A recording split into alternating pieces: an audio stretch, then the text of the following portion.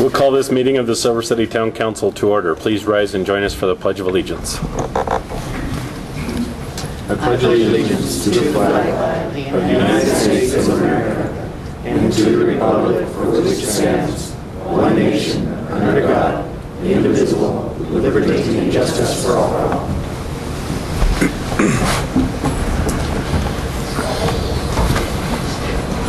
I'm going to forgo the reading of the mission statement tonight. We have a pretty full agenda. And first item up is proclamations for Apartment Careers Month, February 2013. Is there anybody here to accept that proclamation? Seeing nobody, let it be known that we declared February 2013 as Apartment Careers Month. And that will go to the respective requester. Next item is public input. Nobody signed up for public input. And the next item will be council comments. Councilor Moronis, would you like to start? No comments, Mr. Mayor. Thank you. Councilor Ray? No comment, sir. Thank you. Councilor Cook? No comments, Mr. Mayor. Thank you. Councilor Bedison? Sorry to break the trend, Mayor. So Just am I. a few. Stop. I just have a few comments. On January 30th, I attended the Grant County Day at the state legislature. The Grant County prospectors did an exceptional job of advocating for a variety of Grant County projects and issues in our area, as did a number of elected officials, including our Mayor Marshall and staff such as Town Manager Alex Brown. So I want to thank them. And a number of town and county residents that joined the prospectors, and I'm a prospector up there, and I really appreciate all the input, and I know our legislators did as well, because it really showed off how great Grant County is and how we stick together. So, of course, that included a number of municipal priorities as well. And next week, I'll be attending the Municipal Day at the legislature, as well as a New Mexico Municipal League Board of Directors meeting. I'm on that board, and we'll be discussing legislation that affects municipalities, such as municipal revenues. And as a board, we keep a tab. I don't know why it's cutting in and out. I mean, I'm far enough away from it, right? You're fine. Okay. We keep a tab, a watch on legislation that affects municipalities, and I just want to say how much I appreciate the mayor, who's up there on a daily basis. He keeps a tab on, a watchful eye on what's going on, and so I really appreciate that, because he's our eye on the ground, so to speak, right, Santa Fe? And it went out again, didn't it? It did. All right. Pop up. All right, and just one more comment. I've had a lot of folks ask me why we selected the Big Ditch Bridge over Broadway for affixing the plaque honoring Carlos Aguirre at the last council meeting. And I just wanted to recount something that his brother said, that they walked across that bridge every time they went over to serve as altar boys at St. Vincent's, and so they were very appreciative that the council and that the town had selected that bridge to place the plaque on. They really thought that that was fitting, and so I just wanted to let everyone know, and I'm honored to be a part of the council that that did vote to honor Mr. Aguirre in that manner, and all veterans. So thank you. Thank you. As Councilor Bedison mentioned, I'm spending nearly every day in Santa Fe, and just to give you a little heads up on what's going on, as of this morning, I printed this off, there was 1,198 bills had been introduced. 76 had passed the first house, 8 had passed the second house, 1 has gone to the governor, 0 have been signed. This is my list of city bills that I'm tracking, and these are the bills that I still have to read and check in the next probably 24 to 36 hours.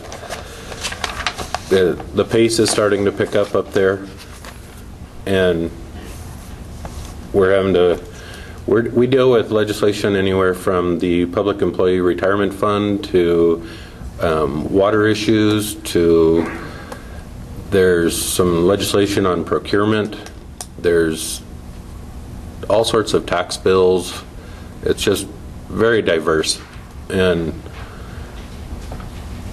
I really appreciate having, not only the council, but the staff available to help me make sure that we interpret and provide the proper input on the legislation. And I appreciate the open door policies that most of them operate under. Just to give you an idea, just today, my day has been discussing water issues.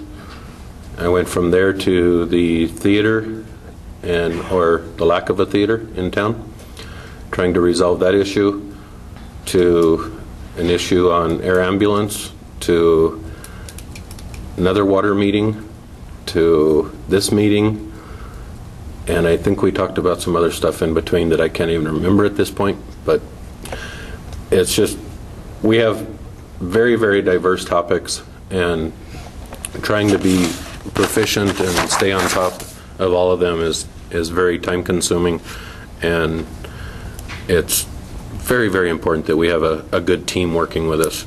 I definitely don't do it alone and can't take the credit for all the work that we do. So I'll be back in Santa Fe very soon. Please don't rob my house. I have an alarm. With that, we'll move on. Any changes to the agenda? No, sir. Hearing none, the agenda is approved. And next item is approval of minutes of the regular meeting of January 22nd, 2013. Mr. Mayor, Counselor. I move to approve the minutes of the regular meeting of January 22nd, 2013. Is there a second? Mr. Mayor, I'll second that, as read. There's a motion and a second to approve the minutes of the regular meeting of the Silver City Town Council of January 22nd, 2013. Is there any discussion? No, sir. There's a motion and a second, no discussion. All those in favor signify by saying aye. Aye. Any opposed? Motion carries. The next item on the agenda is under reports, and the first report up is the Grant County Disabilities Advisory Council update. You guys just zip along. We tried. Good evening, Mr. Mayor and council, ladies and gentlemen. Thank you for this opportunity that we get to update you on the Grant County Disability Advisory Council's activities for the last month and a half. I have with me our executive committee team. We're really not that formal, but we're kind of the ones that do a lot of the work. And we're going to take just a quick amount of time to update you on what we've been doing. And this is Karen Morant. She's our parent representative, and much, much more. Thank you. We wanted to come tonight and tell the city a little about the Disability Advisory Council and what we've been working on in the last month and a half since we saw you. And one of our subcommittees is working to establish a disability resource center here in the community. And this work has been ongoing since January, and we wanted to thank you and the staff for the work that you're putting into the project with us. We've had such positive support, and as a parent, it's hard to find sometimes positive support. We get a lot of negatives, and to have your people and you work with us in such a positive, energetic way has been very, very rewarding to us. And our next Disability Advisory Council meeting is the 4th of March. It's at 4 p.m. We meet at the Grant County Community Health Council, one of their rooms, their small conference rooms. We invite you, we invite anybody in the community that's interested in disability awareness, people with disabilities having accessibility in the community, making them more a part of the community. We invite you to our meetings. But again, we want to thank you for the positive support that you're showing us. Thank you, Alex, for everything you do for us. And we look forward to reporting more next time on the Disability Resource Center. Thank you. I'd like to introduce to you now Dr. Elaine Struthers. Dr. Struthers is in private practice for occupational therapy, as well as she's the director of the Master's Occupational Therapy program at Western New Mexico University, and we are very lucky to have her. Thank you, Susie, and thank you, City Council and Mayor and everybody. I want to also reinforce what Karen said, that we want to thank you for your support for people with disabilities in the community. And I wanted to inform you about a disability awareness event that the Disability Advisory Council is co-sponsoring with Western New Mexico University. And I'm going to leave these flyers with you when I get done talking. This fellow's name is Gary Karp. He's an international author, and he is in a wheelchair, and he's written several books about life with a disability, life after a traumatic, catastrophic injury. And he's very charismatic and very funny, and he's going to be speaking Saturday, March 16th from 12:30 to 2:30 at the Global Resource Auditorium.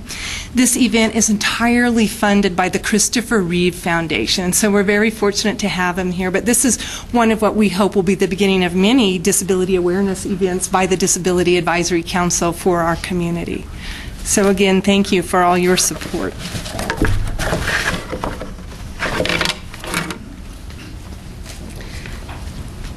And lastly, but not, is Ramona Crum, and she is from LifeQuest, and she'd just like to give you a brief update from LifeQuest.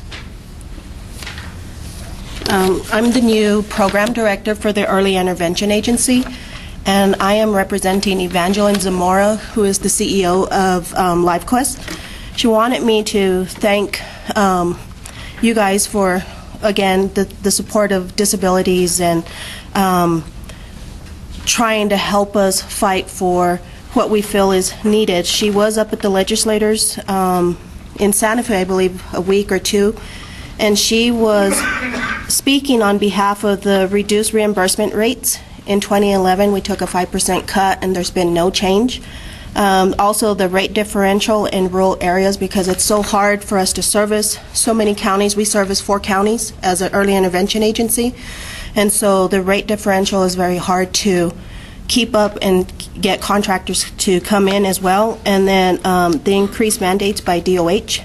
The supports intensity scales, which is the SIS rollout, it's the new scale that they have to utilize in order to identify a person's funding who is developmentally delayed after the age of 21. And also the Family Infant Toddler Program, and that's the one that impacts us as an early intervention. And so I know that this is still in the legislators, and if you guys can really look at these issues and help us fight for increases and making some improvements in the state. Thank you. And lastly, just very quickly, I'd like to give you a little legislative update for disabilities. There are 3 particular bills that we'd like you to look at if you so choose, and you may always go on the New Mexico Legislative website to the bill finder and look at these. It's House Bill 322, Developmental Disability Reimbursement Rates, sponsored by Representative Ed Sandoval, and this appropriation goes to DOH to restore dollars to pre-2011 rate cuts for DD waiver services in the amount of $4,800,000. The next bill is House Bill 323, which is Developmental Disability Waiver Program, sponsored again by Representative Ed Sandoval. And this appropriation is for DD home and community-based service waiver for $5,700,000. And the last one is the Senate Bill 281, Family Infant Toddler Program 2003 study, sponsored by our own Senator Howie Morales. And this appropriation is to DOH to implement the recommendations from the 03 Families, Infants, and Toddlers Service Provider Rate Study in the amount of $6,900,000. We hope that you would definitely look at those bills and call legislators to support them. Again, Mayor Marshall, we'd like to say thank you for all of your support. None of this would be happening without you, and as well staff, Alex and Peter and all of our councilmen. Thank you so much, and we'll see you again soon. April is Autism Month, and we'd like to come back to you maybe for a proclamation, maybe next month for April. Thanks again very much. Thank you. Just a follow-up on the LifeQuest issues. Susie and I and Brian Bentley, the CEO of Gila Regional, met with Evangeline up in Santa Fe, and then Evangeline presented at Prospectors to Department of Health and HHS the issues, and I got a very good understanding of the issues and the cuts, the way that they've set their rates. This is really an issue that I hope the community can get behind and be vocal on. Their rate setting is based on some very archaic formulas that, as usual, can be driven and overpower the rural areas. And Albuquerque is going to drive them when Albuquerque doesn't have to provide one-on-one service that they have to provide in rural areas just because of the distances. And we have residents in our area that are scared. They're absolutely terrified of the changes and the cuts in service that they're going to be victims of.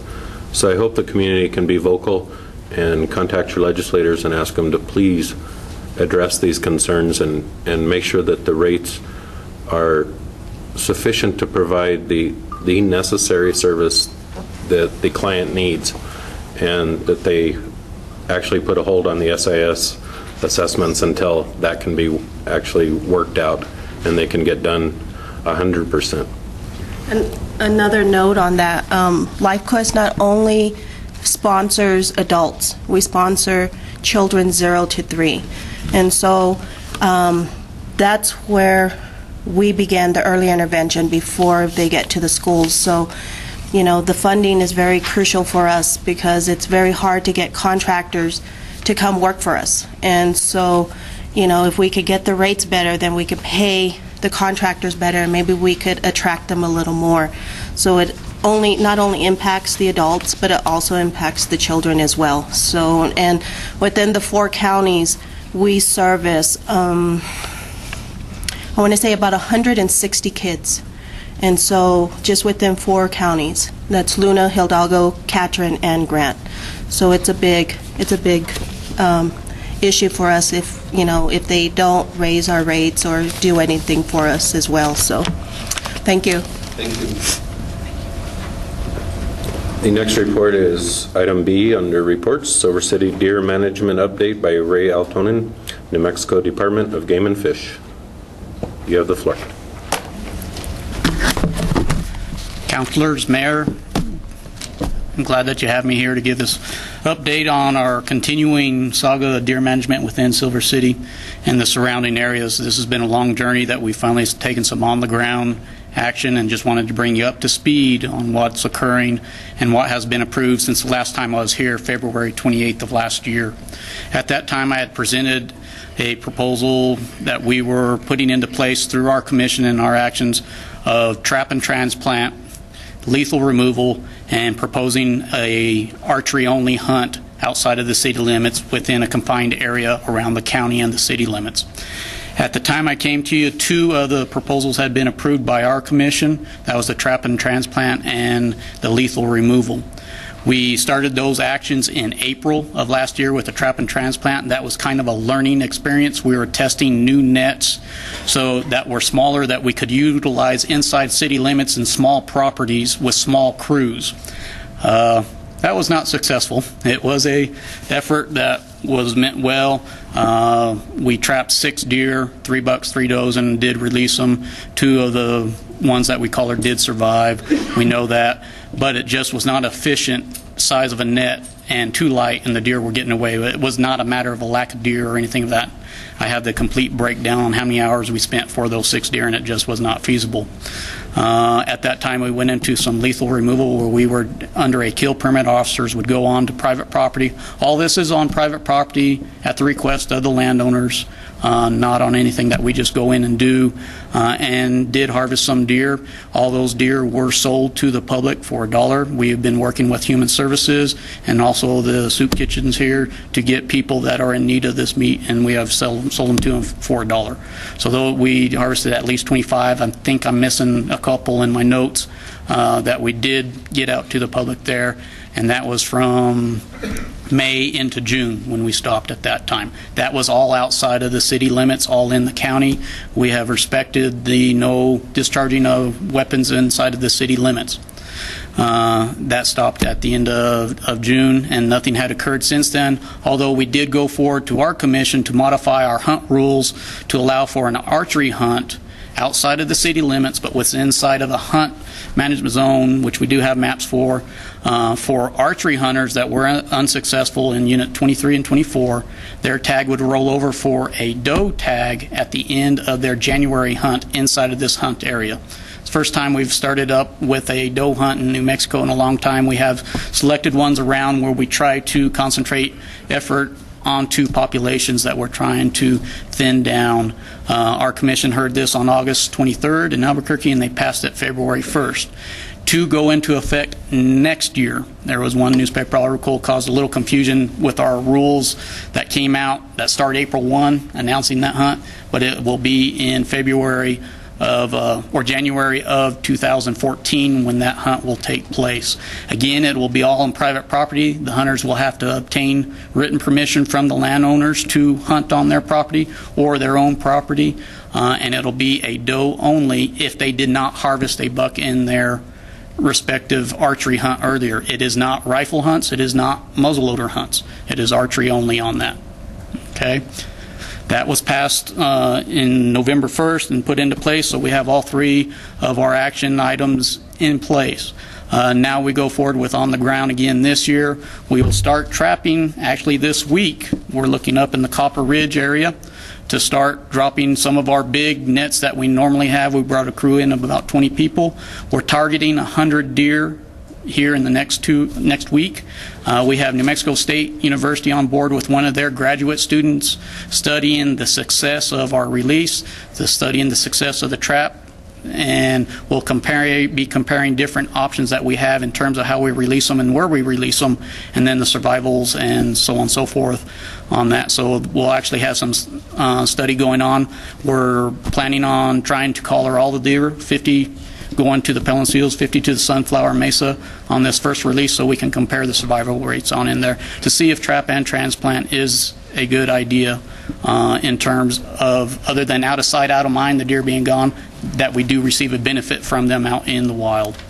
After that is complete, then we'll look at if lethal removal is still needed. We'll go in and start shooting deer again on properties that people are requesting them in a safe manner that does not disturb anyone else in that sense. With that, I am open for any questions. Questions? Thank you very much, Rick. Okay. We'll be at the County Commission at their next meeting also, so I'll give them an update. And if it's good with you folks, come back in another year and give you an update on how everything has been progressing on the ground. Yeah, and if you could maybe bring some, or we could gather statistics on any decrease in vehicle versus wildlife. Yeah, we're going to have to work with the city on that and getting radio logs and then our logs and everything. We had that for a while. Our officers were compiling, but that's something that we may see over time. Again, this is a 3 to 5 year plan. We will not. It's not going to be this drastic decrease, nor are we going to eliminate the deer in this area. That is not the goal. It is just to decrease them to a level to where everybody can get along with them and our damages aren't as big. So, but yeah, we can keep working that. Or any other data that you have on improvement in. Okay. Yeah, we'll be conducting annual surveys on the routes that we have set up and everything, so hopefully we see some trends there. So. Thank you very much. Okay. All right. Thank you. Next under reports is C, San Vicente Trail User Survey Results by Nancy Cliff, Grant County Trails Group. Nancy, you have the floor. Hi. Thanks for getting me on the agenda. I appreciate it. Last minute. I'm here to talk about the results of the San Vicente Trail User Survey that the Grant County Trails Group ran from August through November last year. I've submitted raw data, comments, and graphic summary. The comments are wide-ranging from very positive to negative, and I will accentuate the positive and make this first request. Please find funding to pay for removal of weeds at the trailhead under the Route 90 bridge. I was there this morning, and I was there recently for a cleanup. They're ugly, they hide a lot of litter, they catch a lot of litter, and they really do represent a fire hazard. So the cleanup that we conducted a couple weeks ago was a good start, and if you would continue the process with weed removal, it would be great. It shouldn't take a small crew much time. So there's request number 1. As you know, the Grant County Trails Group sponsored the survey, and Allie Jensen of Healthy Kids, Healthy Communities created the great graphic in your packets. However, the comments I'm making here are my own. And before I finish, I'll have another request. You'll agree that the response to this survey was enthusiastic. Over 250 local citizens and visitors took the trouble to complete it. Most were registered voters. Almost half would approve higher taxes to go toward increased trail maintenance. Although 50% of the respondents use the trail only a few times a year, nearly 20% use it a couple times a month. As you can see from the graphic, a clear majority of users are in the 56 to 65 age group. This matters because free recreational services to seniors are limited. The trail is accessible and affordable, qualities that all our local trails share. The demographic is discouraging, however, because it shows that families and young children do not use the trail. Most people spend between 30 minutes to 2 hours enjoying San Vicente. You can see the wide variety of uses. Over half the respondents considered maintenance to be good, but could be better.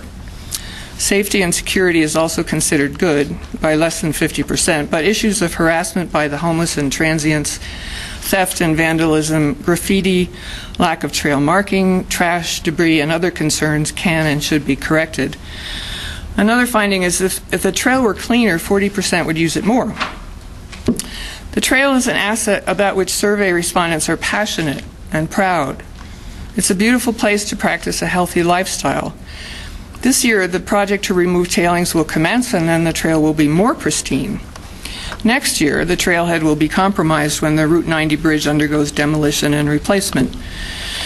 Before that starts, we can make progress in improving the trail both above and beyond the bridge, so that after construction it will be ready for a new trailhead and increased use that is safe, beautiful, and easy. So please honor my first request for weed removal. My second request is that you begin a conversation to consider establishing a trail management system. For instance, you could refund the position of Trails and Open Space Coordinator that has been vacant for 6 years. 6 years.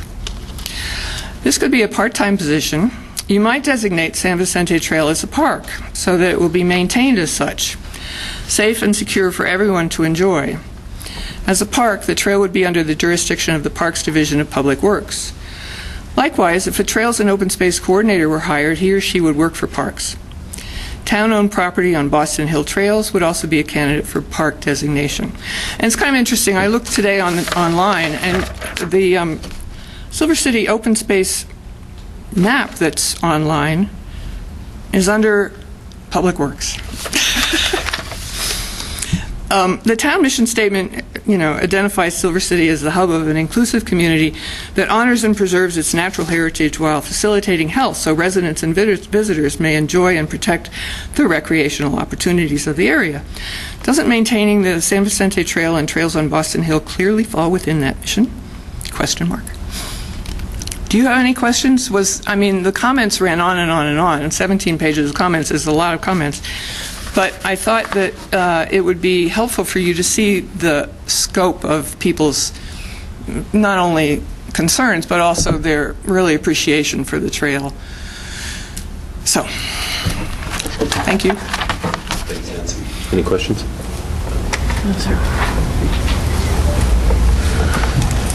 Next up is under item D in reports, Silver City Police Department's annual statistics by Police Chief Ed Reynolds. Mayor, City Council, before I get started, I ask District Attorney Francesca Esteves to come talk to the council, provide information for the purpose of setting and explaining her goals and answer any questions that the City Council have. Good evening, distinguished panel. Mayor Marshall, Councilwoman Bettison, Councilwoman Hassler-Cook, Councilman Ray and Councilman Morones, distinguished clerk, Mr. Scavaron, attorney for the city, and of course, town manager and members of the public. I'm sorry I have my back to the members of the public, but I am Francesca Esteves. I've been with the district attorney's office going on 18 years as a prosecutor. Before that, I was a legal services attorney, so I've never charged a dime for justice. And I want to begin with a story. When I was a legal services attorney here in Silver City, 1992 or 93, let's say, I had a young man from the reservation of Mescalero come in with a tribal custody order giving him custody of his 3 children, whose mother was a resident of Silver City, and she lured him off the reservation and took the children, kidnapped them. Actually, it was the crime of interference with custody. And at the time, I called on a police officer to help me locate this woman, and we didn't have luck right away. But 3 months later, this police officer called me and said, she's in Arizona, she's on welfare down there, we know where she is, and I convinced a district attorney, Canon Stevens, out of Alamogordo, where she was a resident, to file charges. We extradited her, brought her back. I got the kids back for the father, and I am happy to say that police officer is Ed Reynolds. He took the time, and he kept on that case for 3 months and found a client. So I am here to say, as district attorney, I intend to continue working well with your chief. To say we don't have our moments of disagreement is not true, because justice is a slippery slope. It takes the district attorney, prosecutors, and the investigators to successfully prosecute cases. So some of my goals are for the district, which include Silver City, are increasing efforts to include the citizens in public safety awareness. We all know that we have a drug problem, and we have, hence, property crimes and juvenile crimes. The police department has established a task force looking at violent crimes, as well as they have a continued drug task force that I intend to be very involved with. I think it's been proven that if you have a multidisciplinary team, other jurisdictions, police and law enforcement, as well as the district attorney's office, JPPO, and the court, we can reach our community members and try to resolve the crimes. Part of resolving crimes are that police officers have to be attracted who want to be police officers and want to work hard. And one of my passions is we have to get our law enforcement better pay. Now, Chief Reynolds didn't ask me to come here and address that, but I look at what our policemen are making and our sheriff's deputies are making, and even the state police, and it's frightening. I also look at some of the members of my staff and think it's frightening. And I've just returned from begging on bended knee from Santa Fe, but that's another discussion. What I promised was that I will work hand in glove with all law enforcement agencies, and if you count the days I've started this elected position, it's less than 2 months, and I have appointments and have met with several police chiefs in Grant County. I am going tomorrow to meet with the sheriff and the police chief in Luna County, and I have appointments in Hidalgo County, and we all affect each other. But that's one of the promises I made the public, that I will consider public safety a priority. And how to do that is working with trained police officers and aggressively prosecuting and trying to convince a jury or a judge that the criminals need to pay the piper. Without going into all of the nuances in what justice means in a certain case, the other promise that I've made is to help train our police officers. And that is an ongoing task. We need officers who are fair, who know the laws, and who can work a case and collect the evidence so the district attorney's office can successfully prosecute. And my job is to make sure all of my prosecutors live up to their vow to prosecute tenaciously, fairly, I would say aggressively, within the bounds of the Constitution of the United States and the laws and state Constitution of New Mexico. The third promise that I've given, which I think I rest my reputation on, is my passion for victim rights. That includes victims of property crimes. Of course, I've, for the past 17 years, been prosecuting domestic violence and child abuse, but now as district attorney, I look at all of the crimes that have victims. And I'm happy to say that the other day in Walgreens, a victim came up and said, "Hey, I didn't get my laptop back, and I didn't get my camera back, and I didn't get my this and thus back, and it's been a year." Who is the police officer? Called up and said, "So-and-so, Detective so-and-so, I'm sending Miss so-and-so in to get back her property." And she did. Of course, I had to call the prosecutor, too, and say, "Sign a release, get that property out of there, the case is over." So with that said, I plan to live up to my promises, but I can't really report on any great momentum other than I've been busy every single day since I took office, and the prior 17 years I've been just as busy. With that, I'd ask for any questions or concerns that the members of the City Council have. Any questions, comments? I'll just make a few. One is, I know you're very hardworking. I know that you're tenacious, fair, and aggressive. I've been a witness on your cases, not the one you charged, thank God. I'll tell you, when I get a phone call on Sunday morning from the chief about some horrible event that happened the night before, and he's been up all night and just wants to make sure that I hear it from him before I get a call from the press, I always ask him one question at the end of the conversation. And the question is always, is it a usual suspect? And I don't track it, but I can put money on 90% of the time or greater, the answer is yes. And that's really, really frustrating. And it's frustrating to the community. And I know you've been on the job for less than 2 months, so I'm not blaming you personally for this, but I hear continuously in the community, it's the same people. We have, it's really not a joke, but a catch and release program.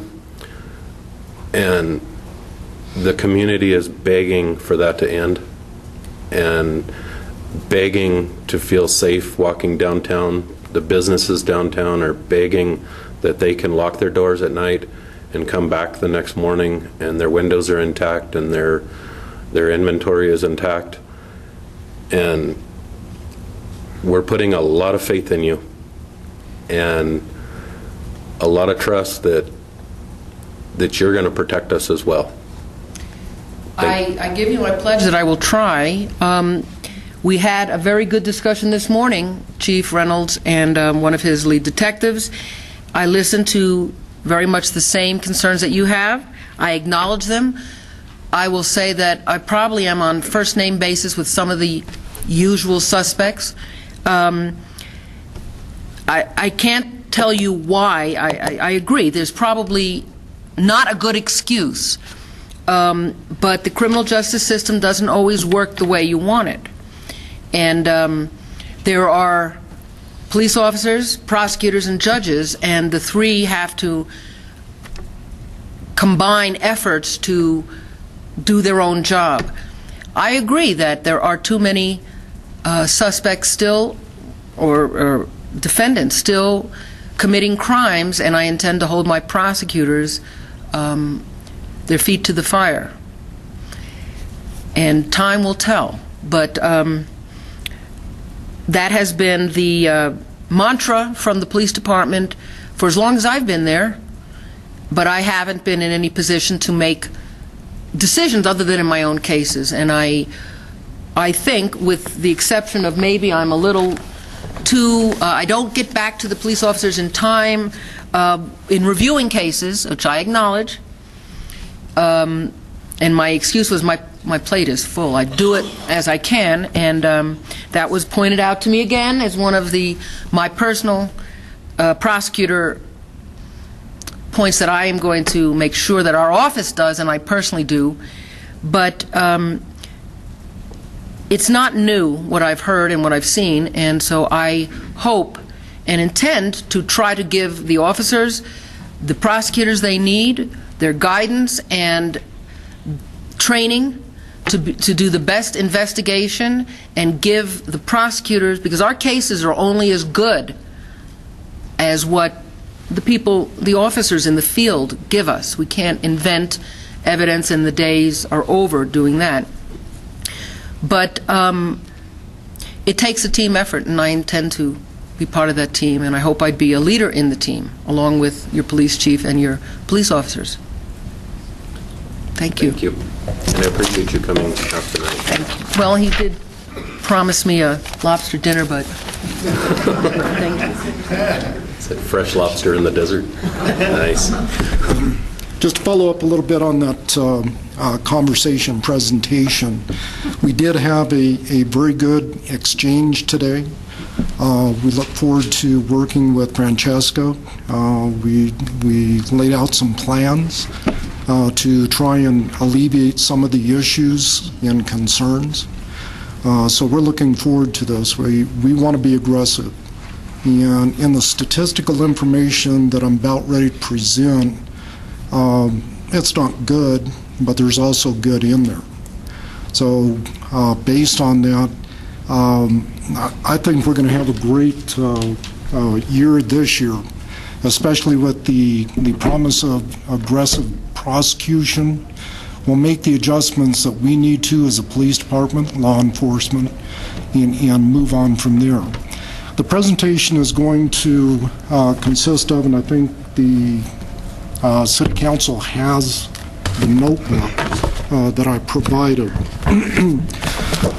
Let me go ahead and qualify the information real quick. This information is gained from our computer-aided dispatching system, our crimes management system, and our paper offense reports. Each month I go through all the offense reports and glean the information from those, which is the stats you generally see at the end of the month. This is all compiled into a year-end. Additionally, I received some information from the Juvenile Probation Office, which is also contained in the report, as to how many referrals that we have made to the Juvenile Probation Office over the last 3 years.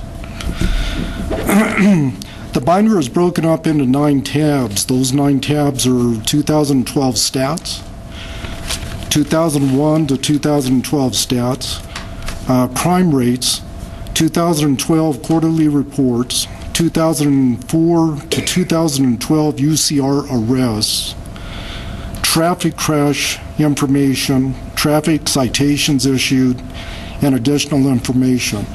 Now, please keep in mind, if I went through all these stats, we'd be here for about 2 hours, so I'm not going to go through all the stats. The additional information, if there's any questions on them, I'd be more than happy to answer them. So what I'm going to do is I will go through the first 2 tabs. We'll skip some tabs. I'll just kind of mention them, and then we'll move on from there. The purpose of gathering statistical information, as you know, is for the purpose of determining successes and failures. In some parts this year, we had some failures. We have what's called the Uniform Crime Reporting that we send off to the Federal Bureau of Investigation Statistical Unit. Those range from and they're highlighted in your booklets. They're the if you take it the first tab and turn it over, the murder and non-negligent manslaughter is one category. forcible rapes, robbery, simple assaults, aggravated assaults, burglary, larceny, and motor vehicle thefts. Those are the ones that I'll probably be referring to fairly frequently during this discussion. The other purpose of providing information or gathering statistics is for the purpose of planning, so that we can plan for the future. We do this on a weekly basis. We do crime analysis and we determine where to allocate our manpower. We use directed patrols. We put officers into high crime rate areas, both in uniform, marked vehicles, and also in unmarked vehicles. Currently, as mentioned by the DA, we formed a task force with the Grant County Sheriff's Office, the New Mexico State Police, and the Immigration Customs BEST team, which is our impact team. Although the New Mexico State Police and the BEST team are not active 24/7, the Sheriff's Office and our department is conducting operations daily in the evenings and late hours, and meeting with success. Periodically through the last year, and our overtime bears witness to this, we have put together impact teams and put them into our high crime rate areas. We probably have spent about $84,000 in overtime so far for this first fiscal portion of this fiscal year. Probably 40%, 50% of that has gone to blunt or impact our violent crimes and our property crimes. So we're not sitting back and being reactive, we're being proactive in trying to handle some of these issues. I'll also get into a little bit of information about we need citizens' help. We need citizens to use our Crime Stoppers as a tool to provide us information. We need the neighborhood watches to form up. We've had a couple of them that has sustained organization, but for the most part what happens is the neighborhood watches tend to fall apart after the issue goes away. We've seen that in several areas. There's just no interest after we drive the crime out. Another part of it is that we're not in this alone. The Sheriff's Office has also seen a marked increase in their crime. In talking with the sheriff, we've seen probably 17% to 20% increase in our crime. They've seen a 30%. And it is the same individuals doing these crimes. It's consistent. In my opinion, there's no fear of consequences by these individuals. And I'll get into more stats here in just a little bit. And that's why I met with the district attorney, and our court system has to send a message. Send these guys to jail that are repeat offenders. If they're habitual, don't waive it. Send them to prison. There was a comment made that it costs money to send people to prison. Yes, I agree. But we're already paying for those losses. As citizens, we're paying. I've been broken into twice in the last 10 years at my residence. I've been impacted. My insurance paid for it. I lost property. So it's time that we have those changes happen and get aggressive. Not only by law enforcement, not only by the DA's office, but also by the court system. Okay, now I'll move on. Also in the gathering of the statistical information also helps both private and public organizations prepare grants.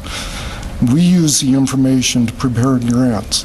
The HIDA task force uses in part our information to try and get federal funding so that we can impact violent crimes in this area as well as drugs. Okay, if you flip over to tab 1, which is the 2012 stat comparison to 2011. If you take a look at that, and I've broken this up pretty good, so again, we'll probably spend a lot of time on the first 2 tabs and then move on from there. This last year, calls for service were 14,132. That was calls into the dispatch center, just for our department alone. The previous year, it was 13,720. That's a 3% increase. Self-initiated calls were 32,754, over 27,538 the previous year.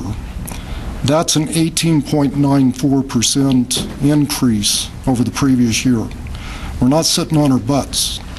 We're out there working it. We're out there working different aspects of law enforcement.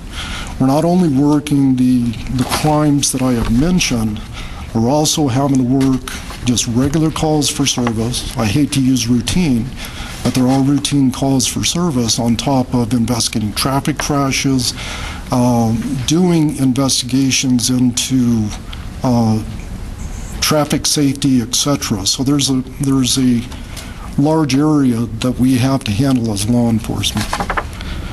Citations issued were slightly down this last year compared to 2011, 7% decrease.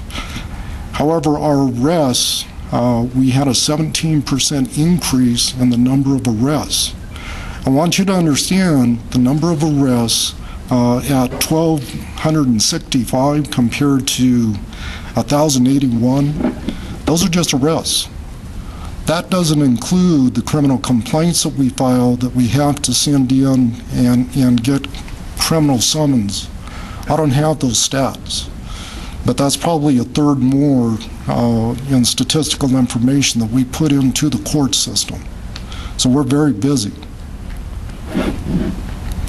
Number of total charges that were connected in the crimes management system was 2,200 this last year. That's out of that 1,265 arrests. So some people ended up getting charged with multiple violations of state statute or ordinance. That was a 22% increase over the previous year. Motor vehicle collisions was a semi-success. We had almost and it's in further back, just over an 8% decrease in the number of collisions, both private property and roadway. So we impacted that significantly this last year. If you drop down, I'm going to skip the alarms, which are just reports, and maybe not. If you take a look at the number of alarms, we also went back to enforcing the ordinance on the number of alarms allowed, false alarms.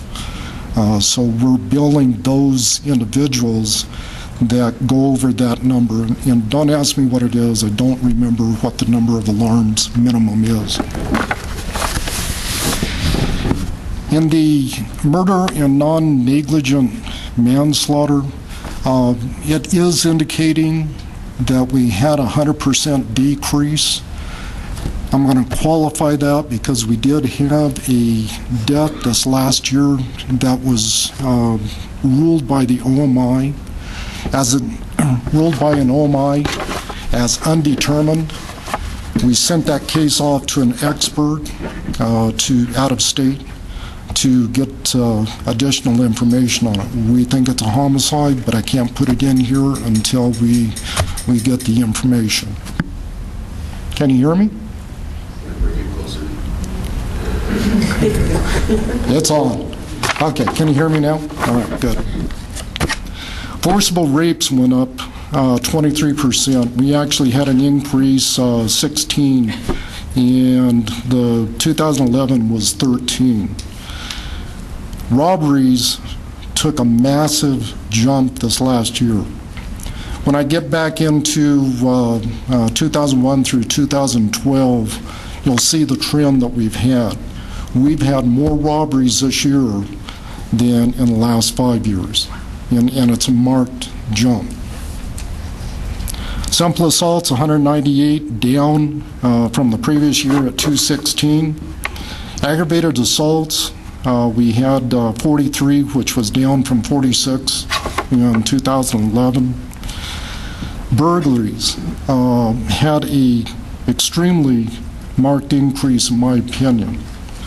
And I'll get into the third document, and it breaks down exactly what those burglaries were. 150 to 124 in 2011. That was a 20.97, almost 21% increase over the previous year. Larcenies jumped through the ceiling as well. We had 461 compared to 383 the previous year. That was a almost 20.5% increase. Motor vehicle thefts showed an increase of 34%. Went from 23 in 2011 to 31 in 2012. Before I move on, is there any questions about the information below that? Such as domestic violence, animal complaints, etc. Is there any change in how these are measured or entered?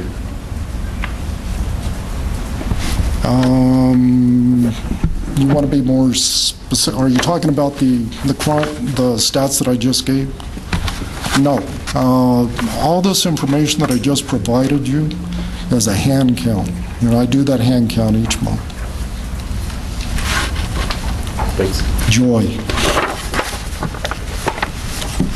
We were down, just as one quick note, injuring or tampering was down 4%. Criminal damages was down 7%. DWIs, which is not good, was down 15% from previous year. If you flip over to the next page, that page is just a breakdown for each month of 2012. I won't get into that unless there's any question. If you go to the next page, this is one we'll probably spend a little bit of time on. Starting a couple of years ago, I started tracking this information for the purpose of reporting it. The forcible rapes, again, that information is on the front. But more significantly, what I want you to take a look at is the assault battery section, the burglary section, and the larceny section, and to a minor degree, the stolen motor vehicle section. The stolen motor vehicle section, again, it was 31 in 2012, 23 in 2011. That was a 35% increase. Recovered last year was 22. And 2011, we recovered only 14 stolen motor vehicles. Jumping back up to the assault and batteries, again, the first two I've already given the statistical information on. The assault and batteries, domestic violence dropped by 2 this last year over 2011. However, we made more arrests, which is the red category, just below the totals, which is 107. So we put 107 people into the system on domestic violence alone. Compared to 2011, that was 94. So what we're trying to do on domestic violence at and this is a work in progress this is a work in progress. We will probably better that this coming year with training and evidence collection. Dropping down to burglaries, it's broken down into residential and business. We had more residential this last year than we did business. 98 on the residential, 52 on the businesses. The larcenies, under Uniform Crime Reporting System, burglaries of motor vehicle are considered larcenies. The motor vehicles that were broken into last year and reported as a burglary, but under UCR is reported as a larceny, was 111. If you take a look at the previous year, that was 80. We had a marked increase, 39%, of vehicle burglars. Shopliftings jumped 37%. We have more shopliftings this last year than previous years. The all other category is any larceny that doesn't occur either as a shoplifting or out of a motor vehicle as a burglary. That category was 179, which was down 1 from the previous year. If you take the next tab, which is 2001 through 2012 stats,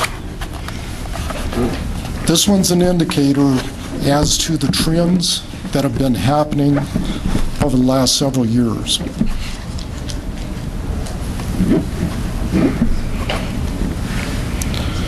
Starting in 2007, if you take a look across the board, we kind of had a high, and then it dipped down till 2009, and then an increase back up into 2012 on calls for service, self-initiated calls. 2012 was the second highest year for those categories compared to 2007. 2007 was the highest on that. I won't cover all these stats. I'll just drop down to the other ones, and if you have any questions on specifics, feel free. One of the big ones that kind of like to take a look at is a burglary rate. That's a big one. To me, somebody breaks into your home, not only should we, and we do pursue those aggressively, but these individuals should be ending up in prison. That's my opinion. There should be no, we should have maximum accountability on those. If I ask the question as to how many people in this room have been burglarized, I know of at least 2 of us that will raise our hands. It impacts everybody. So if you take a look at the statistical information, even all the way back, which the bottom section indicates that from 2001 all the way through, with the exception of all those from 2001 to 2006, there were more burglaries. 2007, there's 155. 2008, 174. 2009, 191. 2010, we had a marked decrease in burglaries. 2011, it stayed the same. This last year, again, in my opinion, it's unsatisfactory and went through the roof.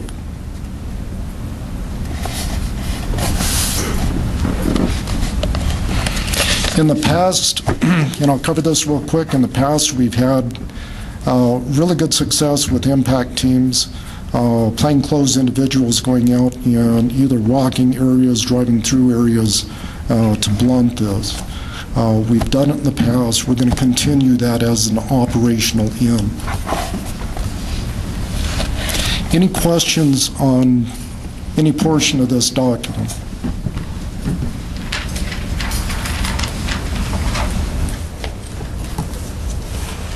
Okay, the next tab is crime rates. I'm not going to spend any time on it. Self-explanatory. It's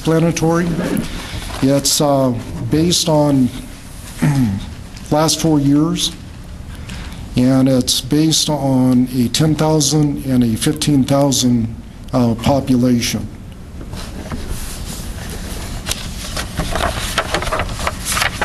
If you turn that sheet, the next sheet indicates our comparison with the sheriff's office.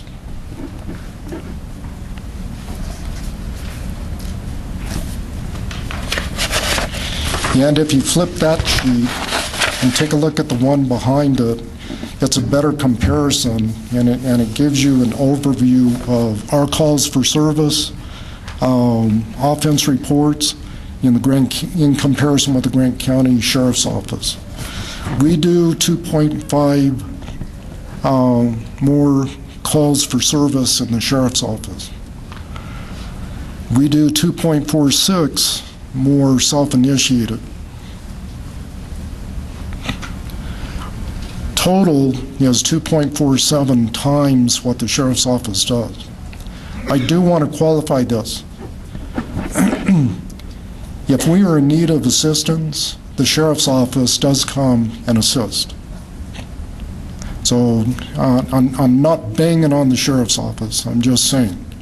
Our calls for service, because we are a confined jurisdiction, they come and do assist us on various calls when needed. Any questions about this page? All right, moving on to the next one, which is a 2012 quarter comparison. The first sheet, I won't go into the last sheets. First sheet gives you an indication and breakdown as to what happened this last year, 2012 quarters.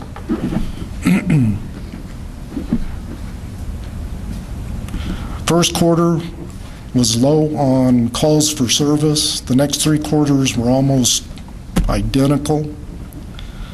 However, if you look down at the burglaries, the majority of our burglaries happened in the first quarter.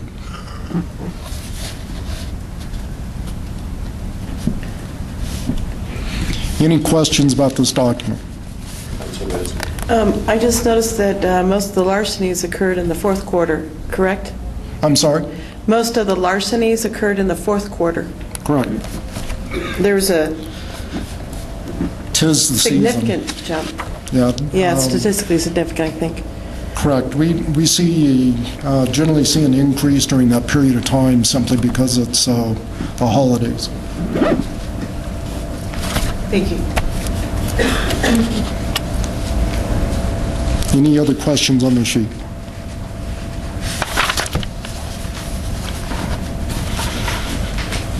Okay, moving to the 2004, I'm sorry, the next tab is just the 6 months.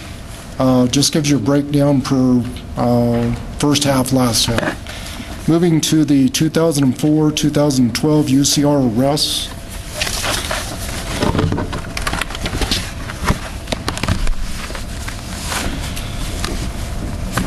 This document indicates and gives statistical information from 2004 to 2012.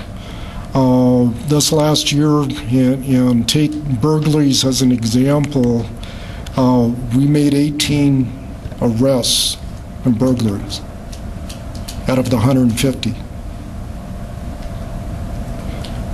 Unsatisfactory, in my opinion.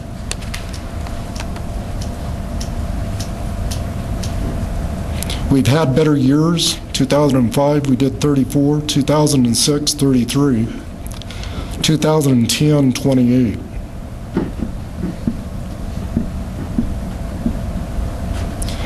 Any questions on this document?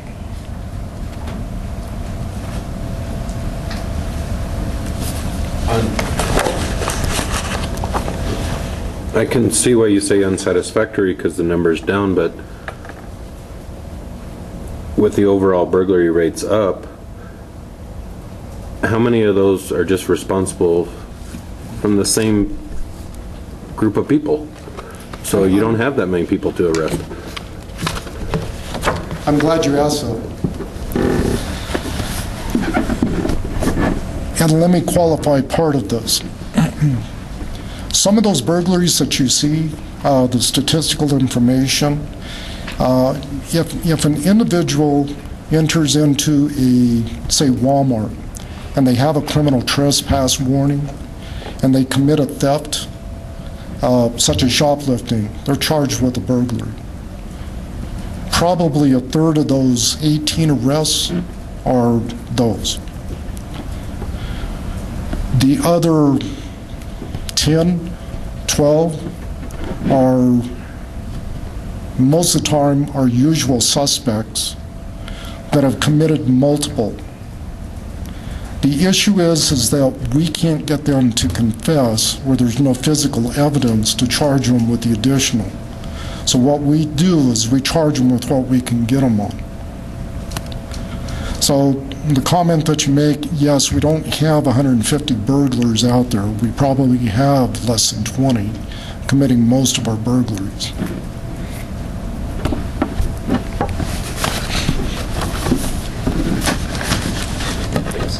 Report? Okay.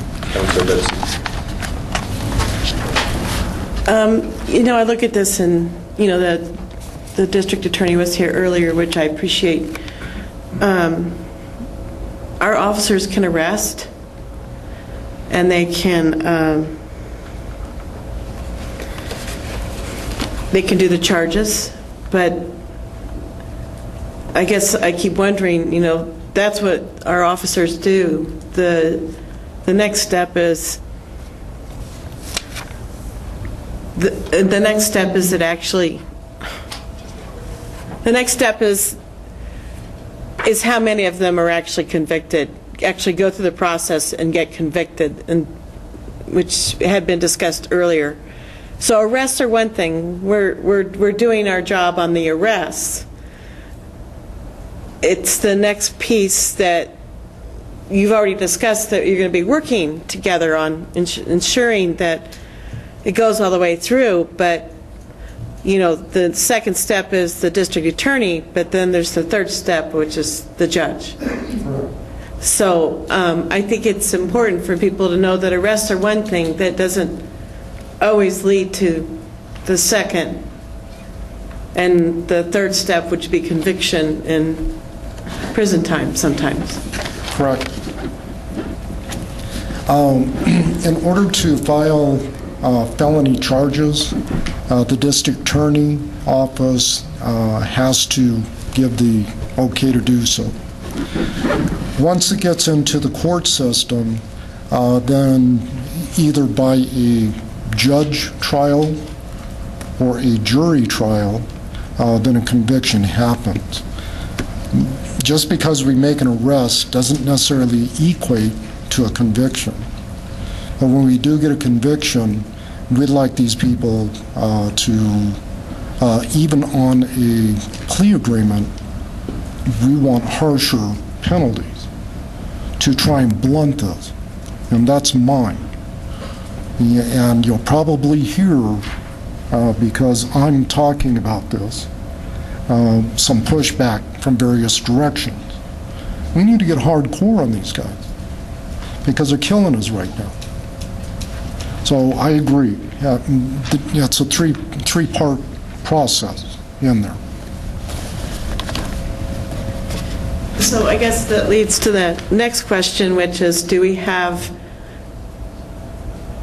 these are the statistics on our police department, do we have statistics on how many of our arrests in any given year have led finally to convictions?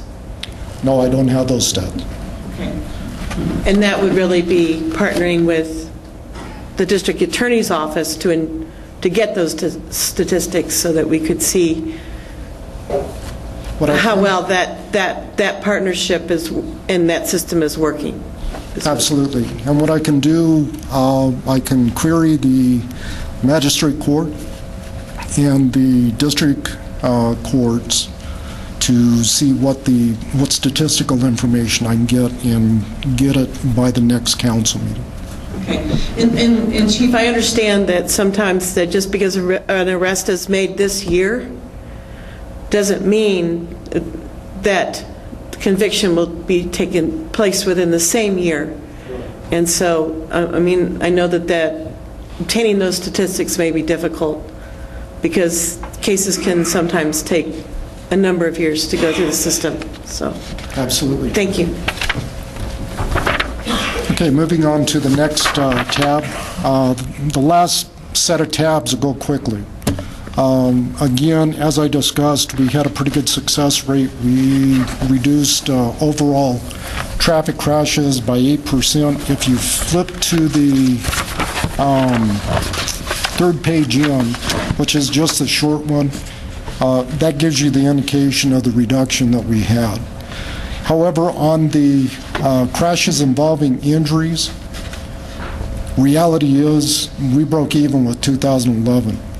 We had 79 crashes with injuries in 2012, and 80 crashes with injuries in 2012. 2011, there were 79 crashes with injuries and 1 fatality.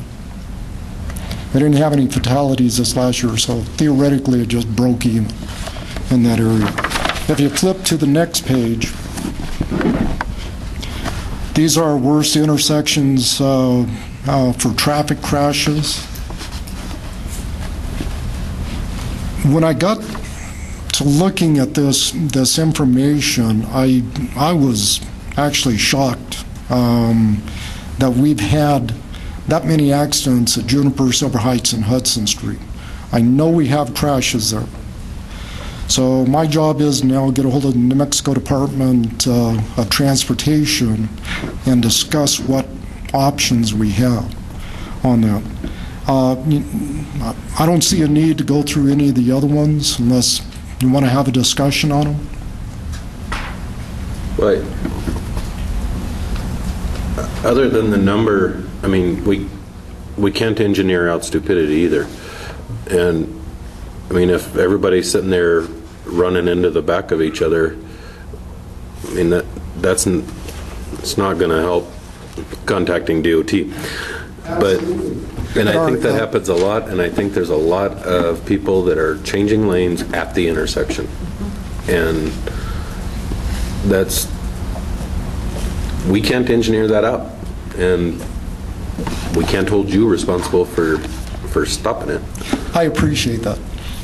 However, the worst portion of that intersection where we have most of our rear-end collisions is our left turn lane going from Hudson on to Silver Heights. Because everybody's doing this, looking back to see if there's any traffic coming, and they don't pay attention to the vehicle that's in front of them. So they end up getting rear-end collision. They also moved the stop bar about 20 feet back, which is confusing everybody. Correct. And that's part of the discussion probably needs to happen with DOT. So we had a discussion maybe a couple of years ago regarding a grant for Silver Heights and 180 West, that we were going to decrease the crashes by 20%. We gave it a shot. If you take a look at the information, we tried. I mean, our traffic unit, when it's running, that's probably 80% of their work right there on that roadway.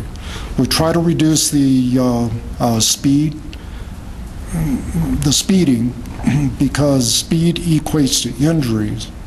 We try to reduce the running of red lights. And if you notice, we have had a decrease in the number of accidents in that area. If you take a look at Rosedale Road, it might have decreased by 1, but it decreased. The Walmart intersection, that one had I believe that one had an that one had an increase this last year. Yeah. So we still have a lot of traffic crashes in that corridor, all the way from 14th Street all the way through to the city limits, 32nd Street bypass. That's why we spend time out there to try and reduce the number of crashes on it. If you move down to the next one, I'm sorry, is there any other questions on the intersection? If you move down to the next section, you have private properties. Again, Walmart is our major contributor to private property crashes with 63, and then it drops down from there. Silver High School in 2011 was second. That one's dropped down to number 4 on there. Any questions in that area? Okay, and then the last two were just days of the week, which is Thursday is our worst day for traffic crashes. And then busiest time for traffic crashes is the next section, which again, 4 p.m. to 5 p.m. is our busiest time. I'm only driving on Wednesdays from 1 p.m. to 4 p.m. And don't be out on the road at 4. I'll be home by 3:59. Actually, you know what surprised me is in looking at statistical information, the crash rate between 10 and 11. That one kind of surprised me. Moving on to the next one, citations by ordinance. I have to provide traffic violations, traffic ordinance violations, Uniform Traffic Code. And that's what those citations are, the breakdown.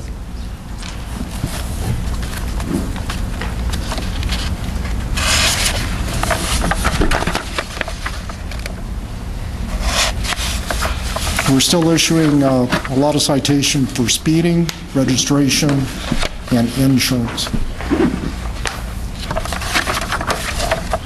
And the last tab,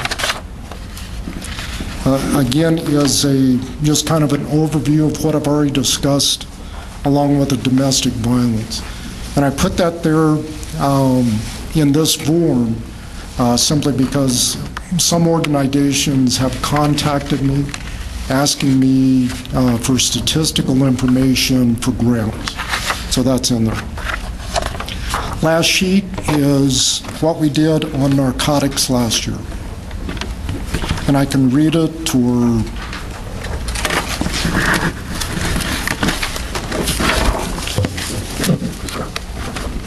and I can also provide additional information. 2012 drug violations. For 2012, 98 persons were arrested for drug violations, resulting in 128 total charges. There were 81 adults and 17 juveniles arrested. The adults accounted for 109 charges and the juveniles 17. Of those arrested, 66 were charged with possession of marijuana, hashish, etc. 51 adults and 15 juveniles were charged in that area. There were 23 charged with possession of methamphetamine, cocaine, heroin, and prescription drugs violations. 22 adults, 1 juvenile. 18 adults and 1 juvenile were charged with sales in all categories.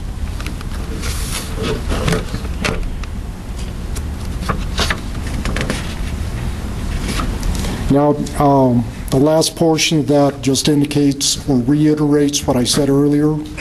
In some cases, we request criminal summons instead of, or we do citation to appear. So that's just additional information on that. One thing that we're doing, we're part of the Southwest Border Task Force. Not only are we working it, we have 2 narcotics officers working narcotics in our area, but the feds also have people up assisting and or working as well. Grant County Sheriff's Office assists us. We utilize their dog frequently. On our task force team that we have, it's getting worked pretty hard right now. Any questions on that? I won't go into any operational stuff that we're doing. Questions? And that's my presentation. A couple of questions. One is, how is your staffing levels per allotted staff?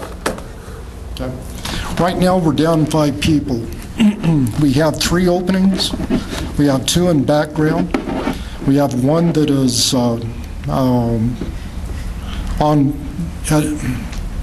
one that is, how do I put this, on other leave. I'm sorry, we have 6 people out right now. 3 openings, 2 that are in background, which we look to be hiring. 1 is on other leave, 1 is on maternity leave, and 1 is in the academy.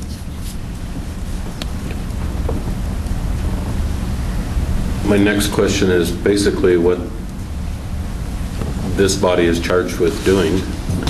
Is there any recommendations that you have for this body to facilitate the success in your position that we haven't done?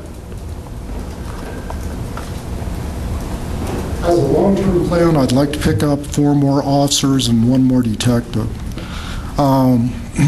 As a retention area, other than pay, and I'm choosing my words here, and I'll just be quite blunt with it. Pay seems to be the biggest issue for young officers coming in. They want what they can put in their hand and in their pocket at that time. We have great benefits. We have an excellent retirement plan. We have a take-home, a vehicle take-home program. We allow so many hours, and they build comp time on physical fitness. I mean, we've given. We will never match New Mexico State Police. We won't match Las Cruces Police Department. We won't match Albuquerque or Santa Fe. We will never do it monetarily. As for the sheriff's office, they don't pay into Social Security. So therefore, that's extra, and I'm going to use a broad, $100 a month or a paycheck in their pay that we do pay into. Every time we move up, they move up. We could go and look at incentives, which we do have a longevity plan in place, but we go back and do incentives like what Albuquerque does, you signing bonus $5,000. But to be quite frank, our coffers can't support something like that. Our coffers can't support additional personnel right at this point without having to, and this was a discussion with the town manager, without having to pull it from someplace else. So right now, based on our manpower, we're at or just above the national average. That's 10,000 population. But please keep in mind, our population, our service population, probably 15,000 in a day. So that means we're about 5 or 6 short, depending if you look at the national average. And I can provide additional information at the next council meeting on exactly what that is. My biggest issue is we lose people to bigger departments or other places. And I put together a study, I want to say maybe 3 years ago, because the same question came up 4 years ago. What it costs us to hire and train a police officer. That's time we spend with our instructors instructing, the process of hiring the individual, the equipment we have to buy and provide. That's approximately $107,000. Send them off to an academy. All this is built into that $107,000. Granted, that's spread out over a period of time because we do spend money on the selection process, and we try and hire people that are certified or certifiable. But that's not always the case. That is reduced by hiring certified or certifiable people. I can come back with a plan, but please keep in mind that plan will be in the area of more pay. Well, I think it's interesting. I mean, the statistics are comparable to some of the other towns that I've looked at. That's not good. It's just an indication that communities across the country are eating themselves. And that's never going to be productive and create successful community. When you speak about creating jobs, and we have to have, high-tech jobs, and we got communities that are destroying themselves. The citizens they're hurting each other. They're disrespecting each other. We're not going to be able to create the high-tech jobs or have anybody to fill them when we have the numbers that we're putting out on crime. It's very distressing. I also think we have to get out, we have to support making sure that we have drug treatment facilities.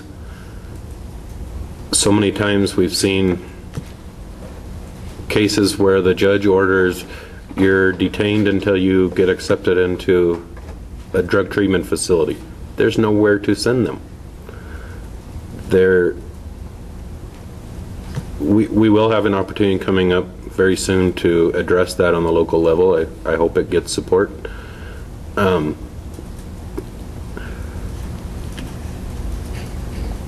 I hope that we're able to work with the communities.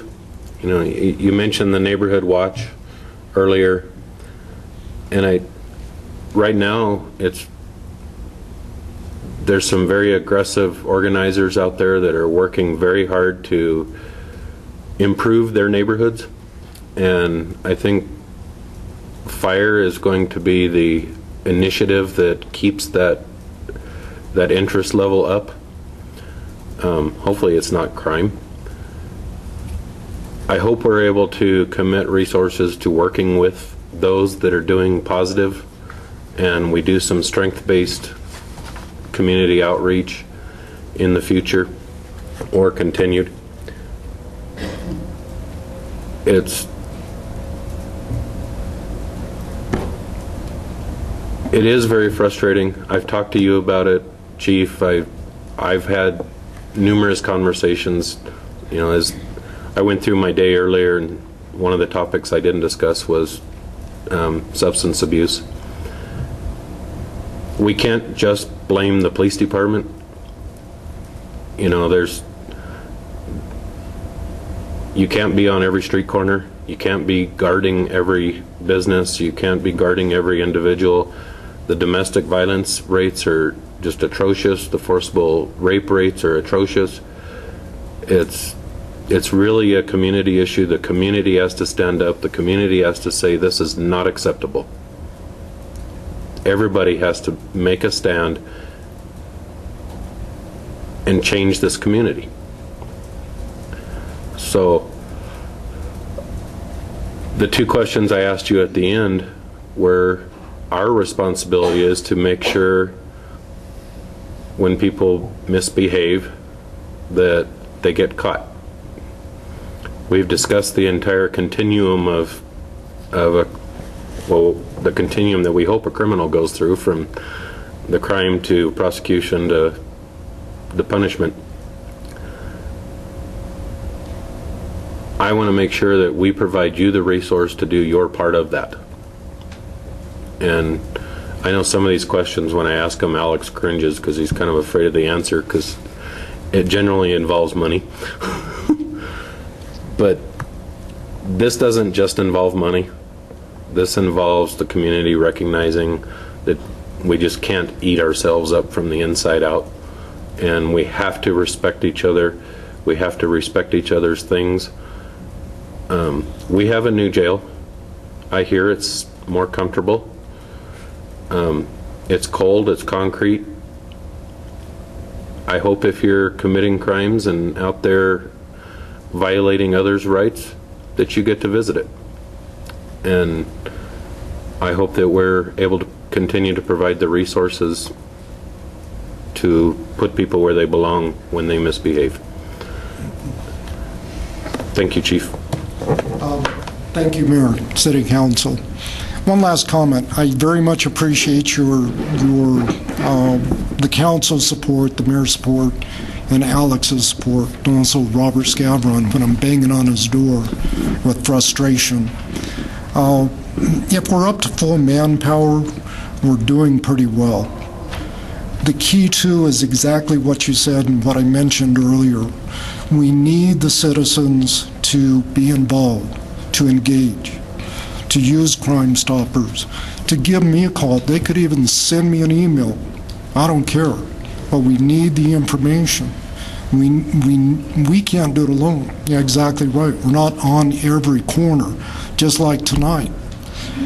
Prior to this meeting, at about 4 o'clock in the afternoon, we had a robbery downtown. Individual walks in with a mask. And the comment that was made was, well, if you're not out there giving old ladies tickets, you would have caught him. And we're not everywhere, and we won't be everywhere. But we do need the public to participate and get involved so that we can impact this. Thank you. Thanks, Chief. So let's do staff reports real quick. Mr. Brown? Mayor, we have a short report from Nick Cicillo.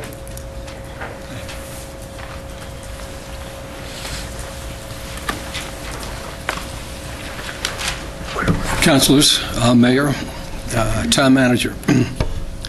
It's a hard act and a challenging one to follow such a sobering report.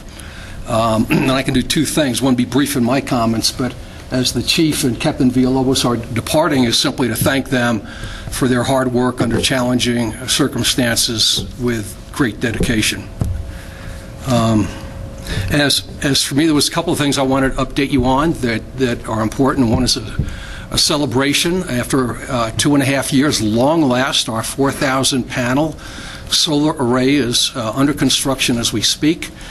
2 weeks from today at 2 p.m. at the array site next to the wastewater treatment plant, we will have a celebration event. Many have been invited. We'll see how many show up, but certainly the core group that's been involved, and I'll ask Mr. Scavron and the town manager to come with bells on, given the yeoman's work they did to help us field that system. But I think it's a great day for the town and continuing the great works of the town, and I look forward to seeing all of you there. We are also having an open house prior to that from 10 to 1:30. And we will have a Corre Caminos bus that will hold 50 to go out to the array site for those of you who'd like to come with us as a group. Or you can obviously go singly, and we'll have more logistical information on that. The second thing I wanted to talk to you about is the work that we're doing with our Sustainability Task Force. As you may remember, mid-last year, I briefed you on the attendance we had following up on the Climate Action Plan with our adaptation work. And 12 of us, including the mayor, attended the second International Conference on Climate Change Adaptation. So in consonance, in parallel with the new comprehensive plan that Mr. Russell will start potentially next year in an extended process, we are doing a supportive document which we are calling the Silver City Sustainability Plan 2030, and we're looking at from now to the end of that third decade in the century. We've got a 25-member task force. We're focused on looking at how we can recommend policies, strategies, and objectives to reduce our vulnerabilities to ongoing changes in weather and climate. Specifically, we've talked about hotter and drier. There'll be cold snaps. But the ongoing drought, aridity, fire, and related impacts including public health, emergency services, etc. We're taking a close look at that. And we hope to be able to report out. And I'll talk with both Mr. Russell and Mr. Brown about potentially coming back to you after we finish our vulnerability assessment. That will be a particularly important milestone because that'll be the basis on which we then look at recommendations, projects, programs, goals and objectives to come back to you with. We have, lastly, we have 3 community meetings planned. The first one will be a week from today. And given that all of our work is principally based on the science and climate projections, I've invited the New Mexico State climatologist, Dr. Dave Dubois, out of NMSU, to come and speak to the community. And for those of you who will be in town, I think you'll find this of great interest. One of the things that is of great interest to me is he leads the drought monitoring working group for the state, which supports the governor's drought task force. And as such, he works closely with the state engineer and looking at water rights, the reduction in reservoir capacity across the state.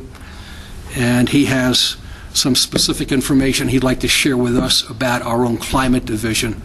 As you know, we're at the bottom of the southwest New Mexico mountain range, which is one of 8 climate divisions in the state. And he'll give us not only information on what's happening in New Mexico and what the projections are, but he'll talk about our area. And so this is the basis upon which, this is basically the data or the stats that we're basing our work on. So I think it's particularly important. So we continue with that. We look forward to coming back and briefing you. That's the end of my report. Open to any questions. If you've never been invited to a party at a sewer plant, you now have. And we're going to come back to staff reports here in a minute, but at this point I'd like to entertain a motion for a short recess. Mr. Mayor. Counselor. I move for a short recess. Is there a second? Mr. Mayor, I second that motion. There's a motion and a second for a short recess. All those in favor signify by saying aye. Aye. Any opposed? Motion carries. We'll be in recess. We'll call this meeting back to order and finish up staff reports. We will have Ms. Ann Mackey. Yes, I just wanted to remind everyone that our regular election will be held March 5th for Councilor in District 1 and Councilor in District 3. The District 1 polling location will be the Women's Club, and the District 3 location will be the Senior Center. Right now at City Hall, we've got absentee and early voting going on until March 1st, so if you'd like to vote early, please come to City Hall and we'll take care of you. That's it. Thank you. The next item on the agenda is public hearing. Approval, disapproval of ordinance number 1214, an ordinance making certain findings and determinations pursuant to the New Mexico Metropolitan Redevelopment Code and approving the Silver City Metropolitan Redevelopment Area Plan. The hearing will be conducted as follows. The Town Council serving as the hearing board and myself as the presiding officer.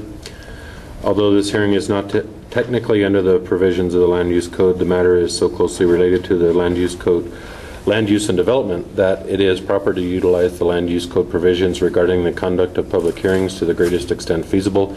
Such procedure guarantees fair and transparent consideration of the matter with proper allowance for public input. Accordingly, all persons interested in this matter shall be permitted to be sworn and present evidence or opinion. Further, those persons shall be permitted to question staff and other witnesses giving testimony or presenting evidence who shall remain available and respond appropriately. The presiding officer may impose reasonable limitations on the number of witnesses heard and the nature and length of their testimony. The presiding officer may limit testimony or evidence he finds to be irrelevant, cumulative, or otherwise inappropriate. All questions shall be through the presiding officer. If you wish to testify or present evidence in this hearing, you must be sworn in by the town clerk. The town clerk will swear you in now.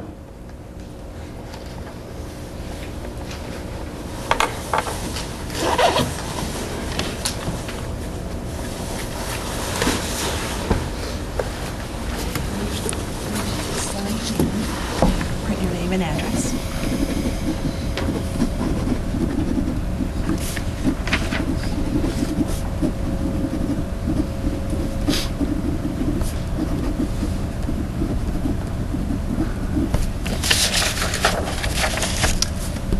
Please.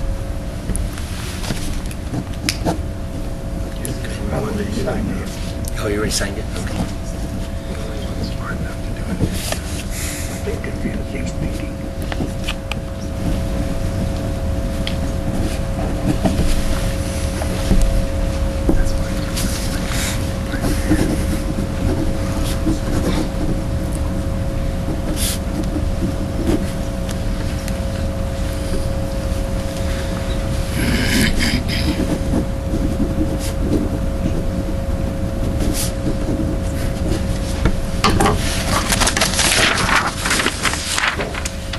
Please raise your right hand and repeat after me.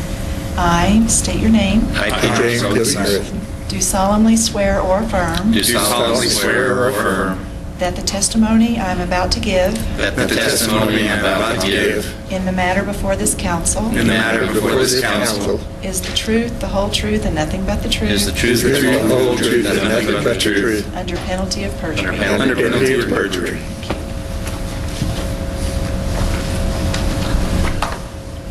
Thank you. When you speak, please give your name and address, indicate whether you are speaking for yourself or on behalf of another entity. And at this point, I'll give the floor to Councillor Moronis. Thank you, Mr. Mayor. I'm listed as the sponsor for this Metropolitan Redevelopment Plan, mainly because I'm hugely in favor of looking at any debate and any opportunity to improve our town and to give us the resources and potential tools that we can look forward to doing so. I do believe, from what I have read and from all the action that has taken preceding this, is that this plan, it does conform substantially with our comprehensive plan. It also provides us the maximum opportunity for benefiting our downtown area, our town as a whole, with very little risks associated to it. And it just gives us a tremendous amount of tools that we can use to further our goals in the downtown area.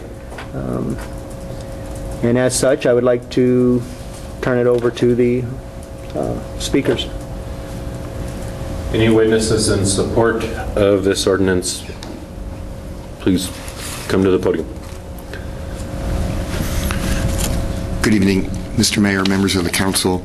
I'm Charlie Deans with Community by Design, and I'm speaking on behalf of the town of Silver City regarding the plan.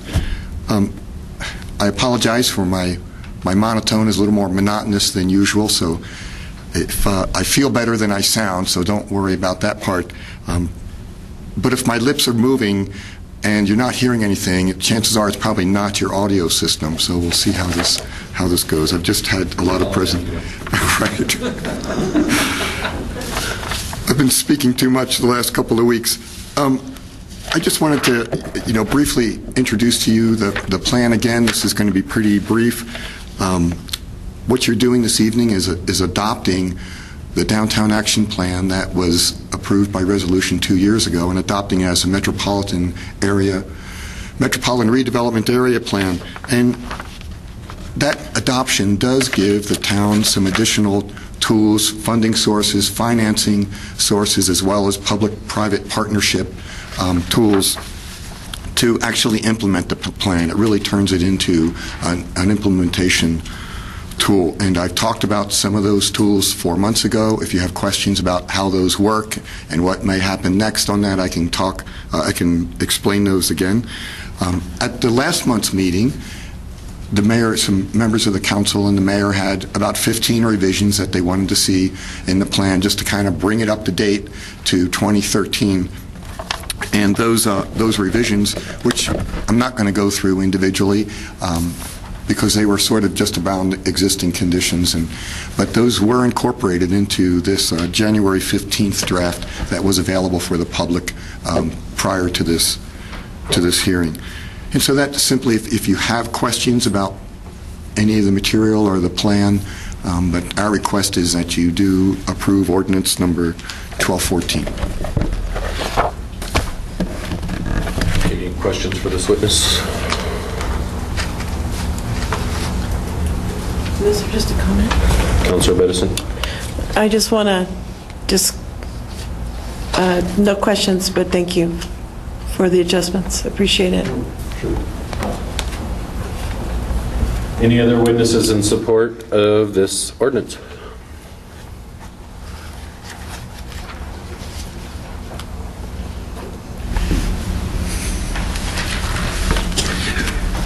Mr. Chairman of the hearing and Mayor and Commissioners, I'm James W. Bill Harrison. I represent officially here tonight the American Legion Post 18, who is the owner of one block in the property in the area to be considered. We have a non-position position on this document. In other words, we're not supporting it or opposing it. We will certainly have comments when the ordinances come up that affect the use on the area. We do have one concern, however, and I would like at this time to read to you a legal definition pertaining to blighted areas as their legal definition is in the law. Blighted area, I have difficulty reading. I'm sorry because I have part macular and I have, so if I kind of do this, don't feel bad. Blighted area means an area or a district that was affected by some adverse land use or destructive economic force that resulted in the decline of real property value. There will be a serious decline of property value that is not likely to recover unless there is an inventory intervention from outside. In simple terms, it can be termed as a market slip. A blighted area can be identified by deteriorating buildings, increased crime rates, and decreased occupation. Mr. Chairman, we do not feel that definition fits our use or our property. We know why you're using it, in order to meet state and federal requirements. To get funding, you have to use certain terms. We would respectfully request that that term be dropped as much as possible in the documentation you prepare and in the use of description of the area. Metropolitan area that you have adopted, or Old Town area or something of that sort, suits it much better than blighted. Under the laws and under the interpretation of the laws, lenders look at what terms you have in the documentation covering the area that they're making a loan on. The loan value of a blighted area is much less than it would be if it were not labeled a blighted area. While we have no intention of either selling or borrowing on this property at this time, we feel that historically setting that term, describing this property, is a detriment to the property and is a detriment to all the properties around it. If the term is used, and it becomes common in use, and is used in your documentation that is then sent to people who are planning on buying a house in that area or making an investment in that area, the value they place on it will be much less than if this term is not used. We would respectfully request that this term be dropped insofar as is possible, containing this area, but certainly within keeping of the purpose of your documentation. I've read the purpose of what you're trying to do, and under your purpose clause, under your document, you expressly state that one thing you want to do is help with its market value, help with its financial value. if you use this term to where it's made a part of the documentation for transactions that have to do with, like an ordinance, if it's used in an ordinance or others that they look at to making a loan on the property, we think it'll be a detriment. We commend you for the document. It's an excellent document. I got it all by the email, and I've spent most of today and part of last night trying to read it with the difficulty I have reading. It's an excellent document, excellent prepared. I think it's great for the city that you're doing this, but I think you must be extremely careful in your terminology that you don't hurt us when you're trying to help us. Thank you very much. Thank you, Mr. Harrison. Any other witnesses in support?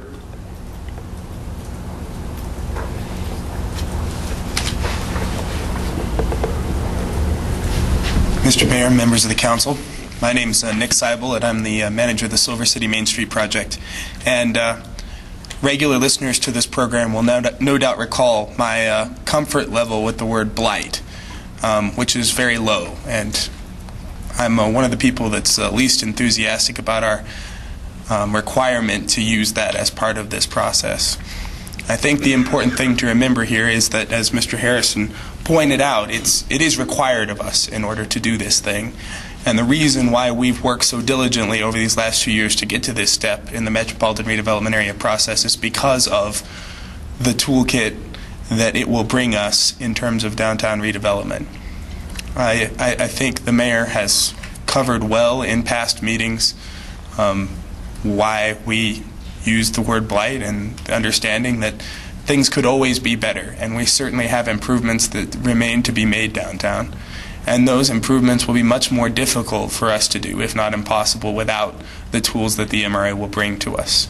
And so we certainly hope that the council will pass this ordinance tonight and move forward working with the downtown community to make downtown a better place and accomplish the thing that we're hoping to do here, which is increase property values and make Silver City a better place to live and to do business.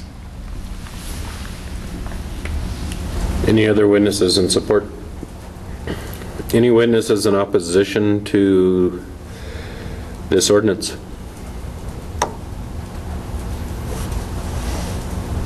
Councilor Moronis, any closing comments? No closing comments.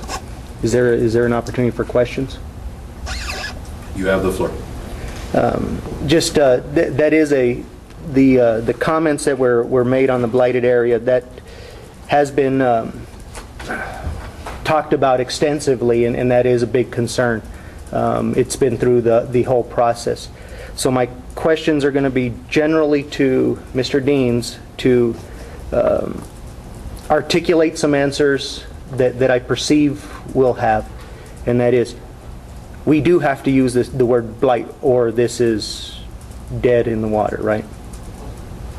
That's correct. The state statute, the redevelopment code, uses the word blight. Now, the definition that Mr. Harrison was reading is not the same definition that is in the New Mexico state statute. I think I can show him the definition. It's not quite as onerous as that definition, which I assume he may have gotten from federal statutes. It really comes out of the whole urban renewal period back in the 60s and 70s, but I can share with him the state statute, which doesn't sound quite as onerous. And my next question was that we are following the state's definition. That's correct. And it does not have, by state law, it does not have the negative connotation, which if lenders and such bankers have to use what the states, and they can't, and from what I've seen with lenders, I wouldn't believe that they could actually discount any loans or potential, because the state law does not have that negative connotation. That's correct. I would even go as far, 2 months ago when we talked about this and he was concerned with it, what I should have said when the question was, is there a downside to using this term? And I said no. I mean, we just very, there's a little more to that. I mean, the B word does not have to be used again. I mean, it was for that designation We met the statute, the definition of the B word for the statute, and it does not have to be, there's no requirement for any disclosure. It's not going to come up again. And in the 23 MRAs that have been established, actually about 30 around the state, there aren't issues with lending or financing or people's values resulting from using this B word. So it is one step that we have to do because it's in the statute and never needs to be repeated again as we move forward here. As an additional question, my experience with banking is that they couldn't, they wouldn't have any problems. But on another note, there's several realtors that have offices and in the area, and also probably all the realtors have certain influence or jobs or prospective jobs in the area. I'm guessing they were part of these discussions. Have you had any, have these concerns been raised by any of our realtors? Not with me, Mr. Moronis. So we had a community meeting about this 2 years ago, as well as in September this year, when we were bringing this back to the council. We did the whole 350 mailing list. Staff sent out first-class mail for the community meeting in the Silco, which we had about 50 people attend.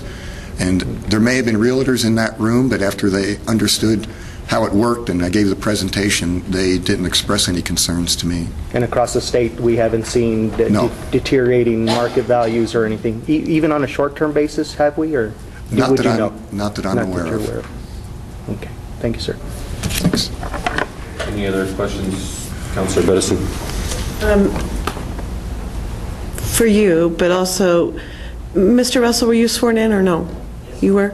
If you could also join Mr. Deans, because I actually was the individual who asked that question, and I talked about, I was one of the people I talked about the concern with property owners potentially a matter of perception versus reality. Mr. Russell did give an answer to that question that was a little more in depth about that. And if you could both sort of recount a little bit about that discussion, individually, one at a time, basically. The fact that, I guess the question is that there's an opportunity for individuals that may not have an opportunity currently under this particular MRA, that they would be able to potentially have access to opportunities that would allow them to upgrade their properties. Is this correct? And so the B word must be used in order to, that term is interesting, but that term must be used in order to fall in with the state statute and the Metropolitan Redevelopment Code, correct? Mr. Dean? The term is part of the state statute. You have to have it in there. I don't think we need to bring it up again. I do think that there are some economic development issues downtown. There's a fair number of vacancies in some of the blocks. This will provide a means to address some of those vacancy issues. The Metropolitan Redevelopment Area will make community development block grant funds available to us on a much more accessible basis. It makes the plan, the Downtown Action Plan, which the council approved, much more of a guiding document for the redevelopment of downtown. So I think that there are many positive benefits that come from creating the Metropolitan Redevelopment Area, and I think that the hard part is, getting through the issues of economic hardship and past some of the semantics that are required by the state law. But I think that this will have a beneficial effect on the town.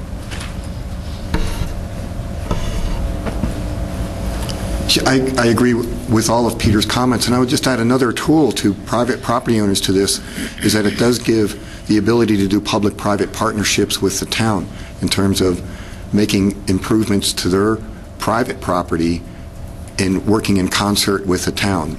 And I can give sort of examples of some of those things if you'd like, but it does give those property owners the ability to make improvements and not necessarily wait for the town to put in sidewalks or lighting and various amenities such as that.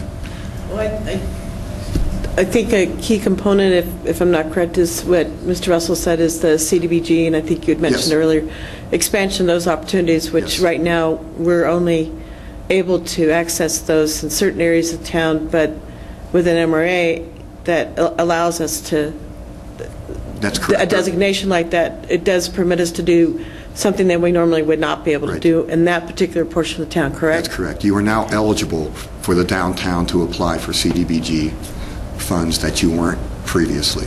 Okay.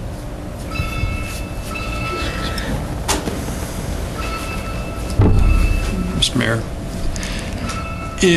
in response to the question about the realtors in the area, there is a professional appraiser who owns property in the area, and we have talked with him.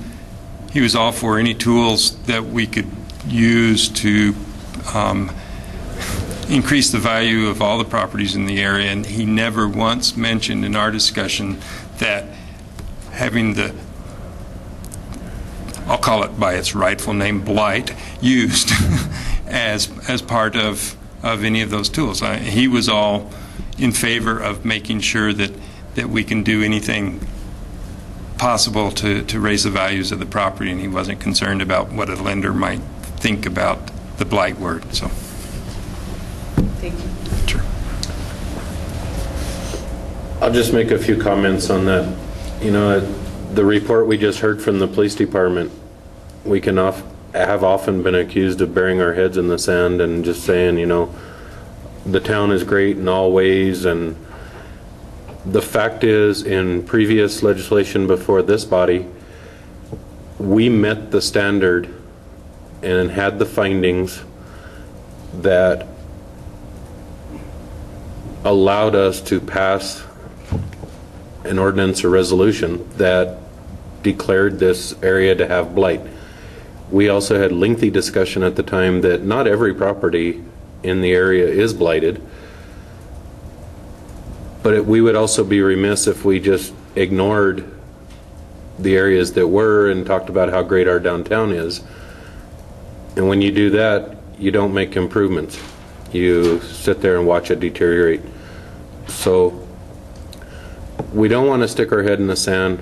This body has previously felt that we met the findings to make the declaration as required in the Metropolitan Redevelopment Code.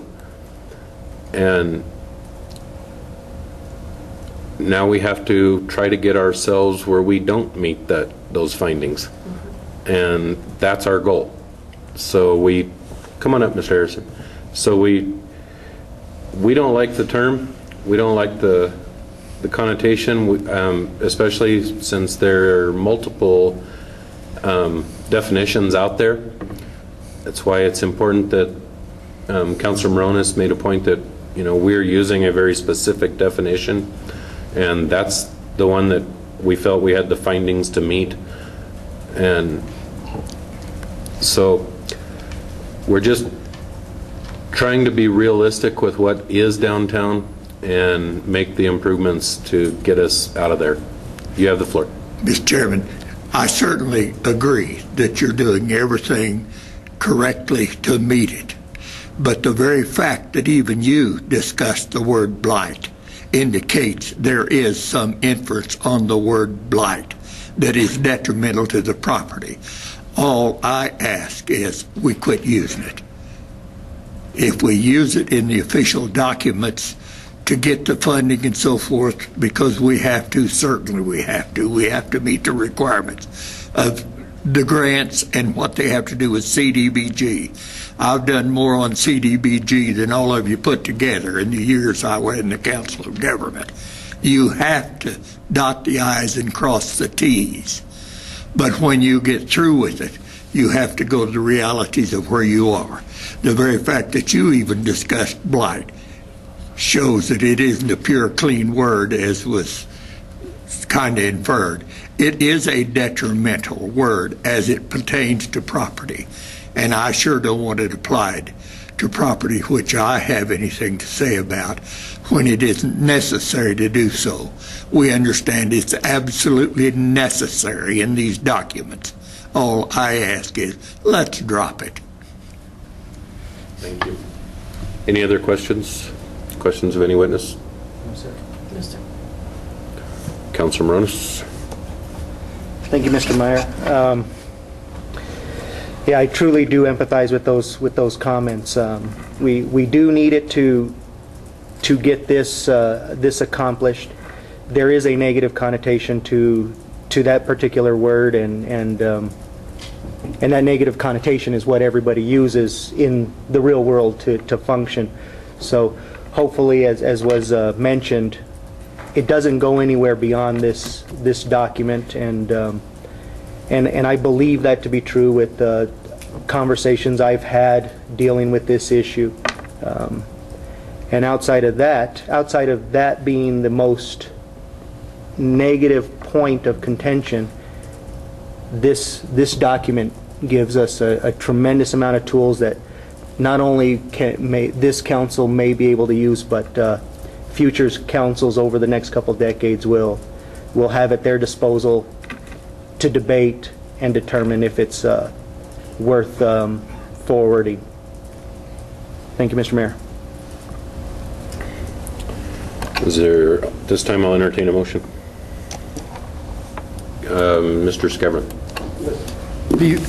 Thank you. Before you make the motion, I have a suggested change to the wording of the ordinance 1214. And it's more of a technical issue, but I think that it does have some significance.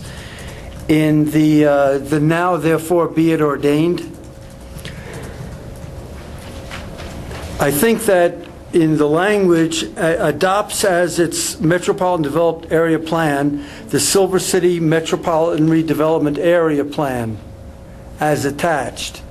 I think that you need to make some reference to the fact of current revision, because all the documentation in the cover sheet and of the plan and the introductory language is referring to a 2010 document that technically cannot have been prepared prior to us doing everything that we did in 2012, 2013. So the way to cure that is to make a comment, and I've got some language here that I'd like you to consider. Adopts as its Metropolitan Area Plan, Metropolitan Redevelopment Area Plan, comma, as recently revised in accordance with current circumstance.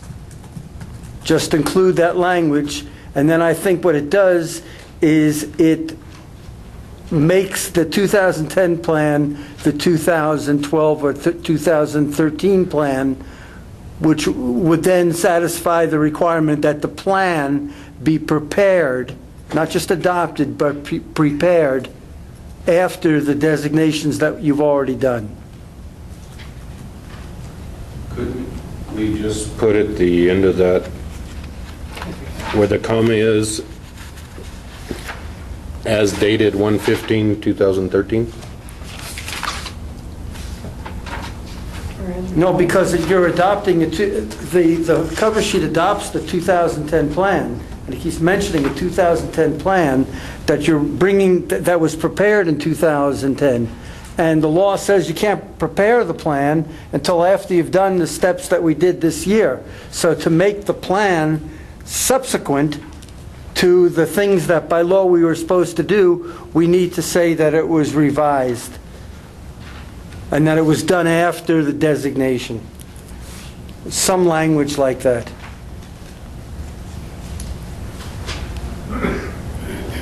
Because in the body of the plan itself, you got the same language. In October 2010, the town council adopted by resolution the Silver City Downtown Action Plan. This plan was prepared with the intent that it would be eventually adopted as an MRA plan. Well, you can't prepare. The language is prepare prior to the designations that we did in 2012.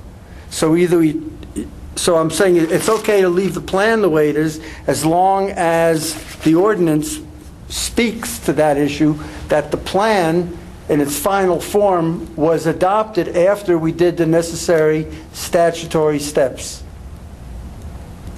So as revised in 2012-13, that would be enough, something like that. Just to show that it came after. It wasn't prepared before, it was finalized after. And there's no mention of the revisions that were done to make it current.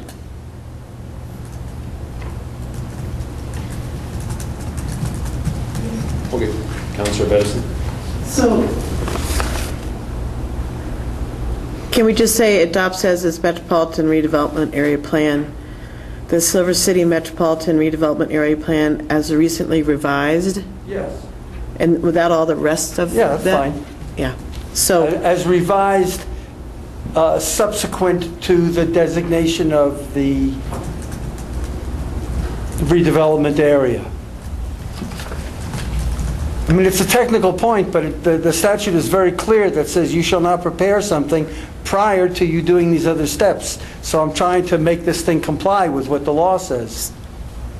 So adopts as its Metropolitan Redevelopment Area Plan, the Silver City Metropolitan Redevelopment Area Plan as revised. Yeah, as revised. Subsequent. Yeah, to the subsequent to whatever the whenever you adopted the map. Subsequent to resolution number 2012-27. Fine. Perfect. That'll work.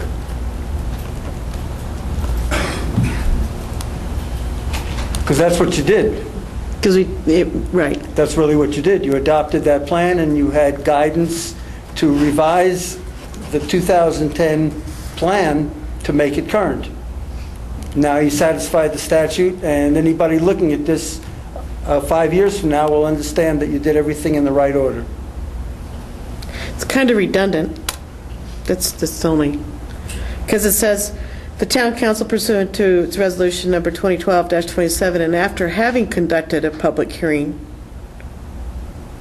which is pursuant to the Metropolitan Redevelopment Code, adopts as its Metropolitan Redevelopment Area Plan. Okay, I see what you're trying to do. You're trying to take care of the comment in here, basically. And also make it clear, because this is the thing that people are going to look at, to get the history, is that there was a revision, and that the revision is what the revisions were done in accordance with the statute that says that you prepare this plan after you do the certain steps that you did in that earlier resolution. Okay. However you would like to word that, Councilor Morones.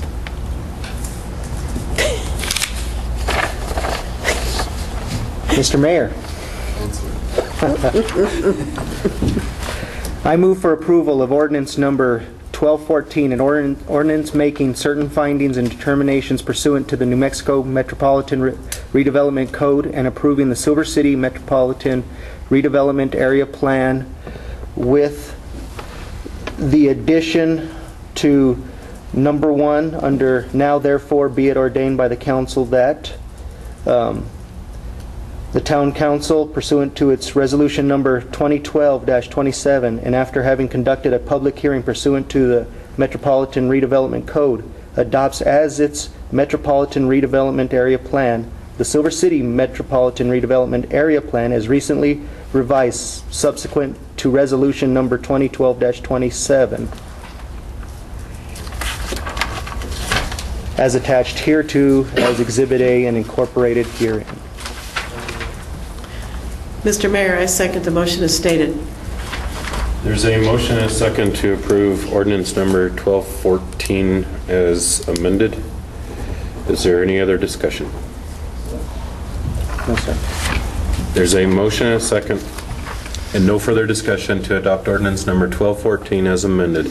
An ordinance making certain findings and determinations pursuant to the New Mexico Metropolitan Redevelopment Code and approving the Silver City Metropolitan Redevelopment Area Plan with the addition under now therefore be it ordained by the council that number 1 shall read the town council pursuant to its resolution number 2012-27 and after having conducted a public hearing pursuant to the Metropolitan Redevelopment Code adopts as its Metropolitan Redevelopment Area Plan the Silver City Metropolitan Redevelopment Area Plan as recently revised subsequent to resolution 2012-27 as attached hereto as Exhibit A and incorporated herein. Roll call, please. Councilor Morones? Aye. Councilor Ray? Aye. Councilor Cook? Aye. Councilor Bedison? Aye. And that concludes this hearing and motion passes.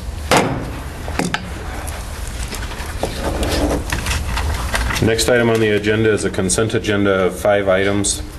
The approval of the consent agenda, all matters listed under item 11, approval of consent agenda are considered to be routine by the town council and will be enacted by one motion in the form listed below. There will be no separate discussion of these items. If discussion is desired, that item will be removed from the consent agenda and will be considered separately. And just of note, these are the exact same resolutions that we pass every year and no changes other than the number, and that is why they're on a consent agenda. The first item is approval disapproval of resolution 2013-06 adopting a fair housing policy. Item B is approval disapproval of resolution 2013-07 citizen participation plan CDBG program. Item C, approval disapproval of resolution number 2013-08 residential anti-displacement and relocation plan and certification. Item number D, approval disapproval of resolution number 2013-09 section 3 plan. Item under E, approval disapproval of resolution number 2013-10 CDBG procurement policy. Does the council wish to pull any of these from the consent agenda for discussion? No, sir. No, sir. No, sir. I'll entertain a motion to approve the consent agenda items. Mr. Mayor, Councilor. I move to approve consent agenda. I need to read each one, correct? Just state all 5 items A through E. I move to approve consent agenda, all items A through E. Mr. Mayor, I second that motion. There's a motion and a second. Is there any discussion? There's a motion and a second, no discussion to approve items on the consent agenda, items A through E. Roll call. Councilor Bedison? Aye. Councilor Cook? Aye. Councilor Ray? Aye. Councilor Morones? Aye. Motion carries. Next item on the agenda is under new business. Item A, approval disapproval of notice of intent ordinance number 1216 and ordinance amending chapter 6 animals section 6-78, 6-80, and 6-83 of the Code of Ordinances of the Town of Silver City dealing, with fees and deposits. Councilor Morones. Thank you, Mr. Mayor. This is a relatively simple NOI, I believe. We'll see how that works out. What it is it's a cleanup that was brought to my attention by the shelter representatives, and where they really want to get some consistency between our ordinance and the county ordinance, so that when they're administering the contract that they have with us, they're applying the same fees to everybody. They're not having to go look at a map and see which side of the road somebody lives on the bordering areas. So this, the county, which has just slightly immaterial increases to ours, it's just simpler to have us move up to their level. This also, it just has a much cleaner feel and gets us, makes their administration easier, and also brings up our fees to help with offset some of our cost. in moving forward, just to throw out to the counselors for their comments and maybe for the direction of our attorney. It has been noted that in this ordinance we list the High Desert Humane Society directly, and what that might do if some other entity ends up having the contract that this addresses. So we may want to change just those words to something a little broader, like just Humane Society or the entity under contract. Just something a little cleaner than that. Outside of that, I have no further comment. Any comments, questions, suggestions from the audience? Come on, Heidi, you've been waiting all night for this. I got her up. Thank you. I primarily came just in case there were questions, and I just second what Councilor Morones said. I think the other thing I would add is that there's just a couple things here that would help us better address irresponsible pet owners that have unspayed and neutered animals running at large.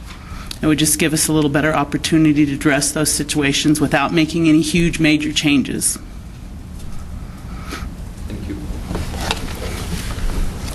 Comments? Councilor Bedison? I do have one question. I know that under the current ordinance, we do have it that if the animal is impounded for a 5th time during any 12-month period, it shall become the property of the animal control shelter and be humanely destroyed. So I presume that the county has it 4 times, and that's why there's that change? They do, but primarily we felt that change, being an animal running at large and impounded for a 5th time in a 12-year period, we kind of felt like was letting it go a little bit much. That if they can't get a handle on the animal within the 4th impoundment, that they were not a responsible pet owner.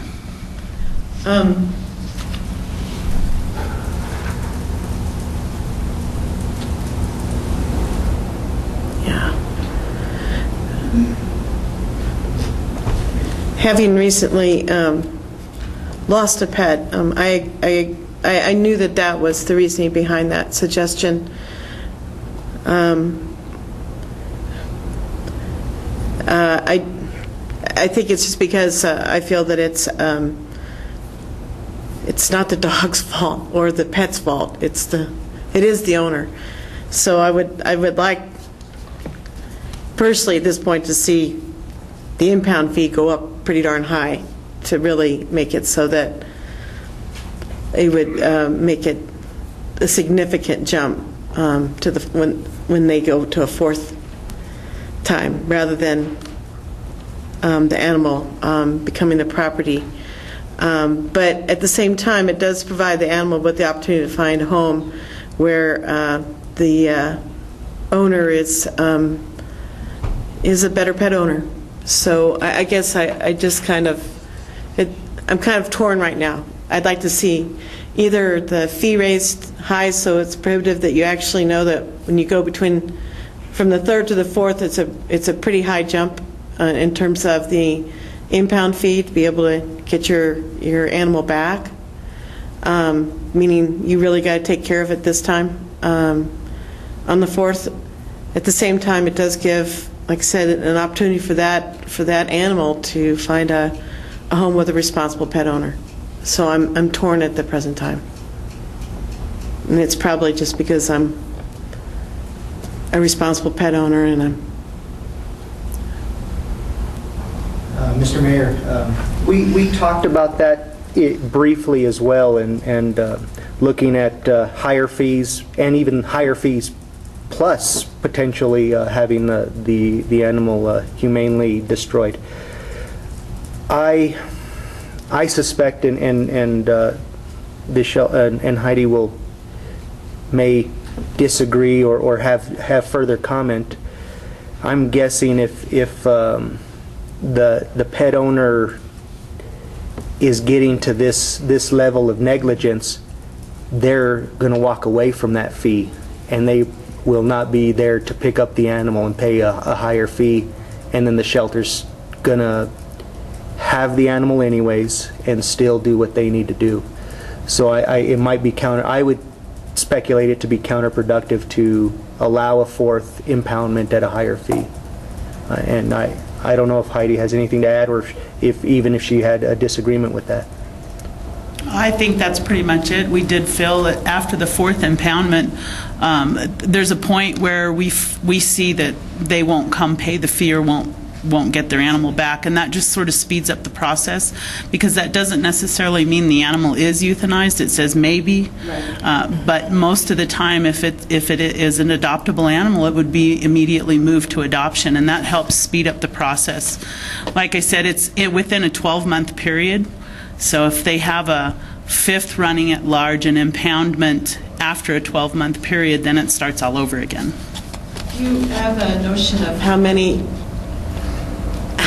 in a year that you see actually go to that extent where it's a fourth impoundment? I mean, is that a significant number of irresponsible pet owners in this area? Actually, I would say we see it more up to about 3.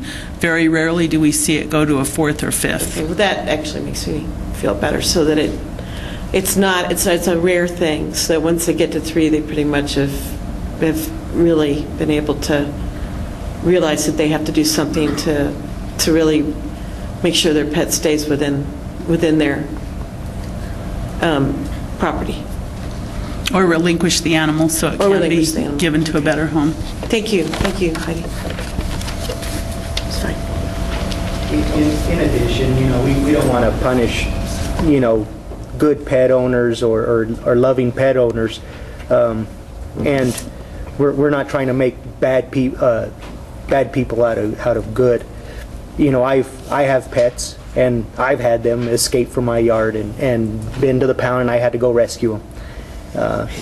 But after that one time, we're trying to fix that condition. Right. And even if that doesn't work, we're working, and I think most responsible pet owners are remedying the situation, especially within a 12-month period. So I do believe if it's getting to a fourth in a 1 year period, I don't mind having the stronger language.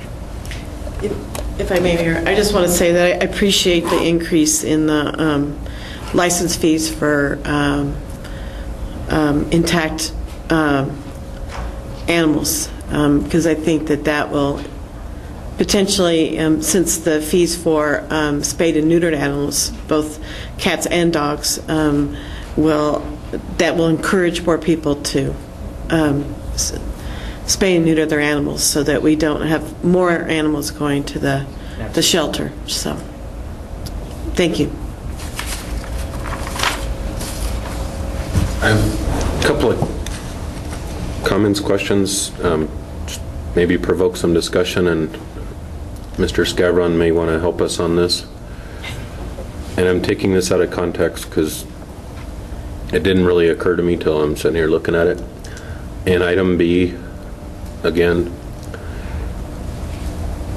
is there an appeal, some sort of due process in B that is just not listed here?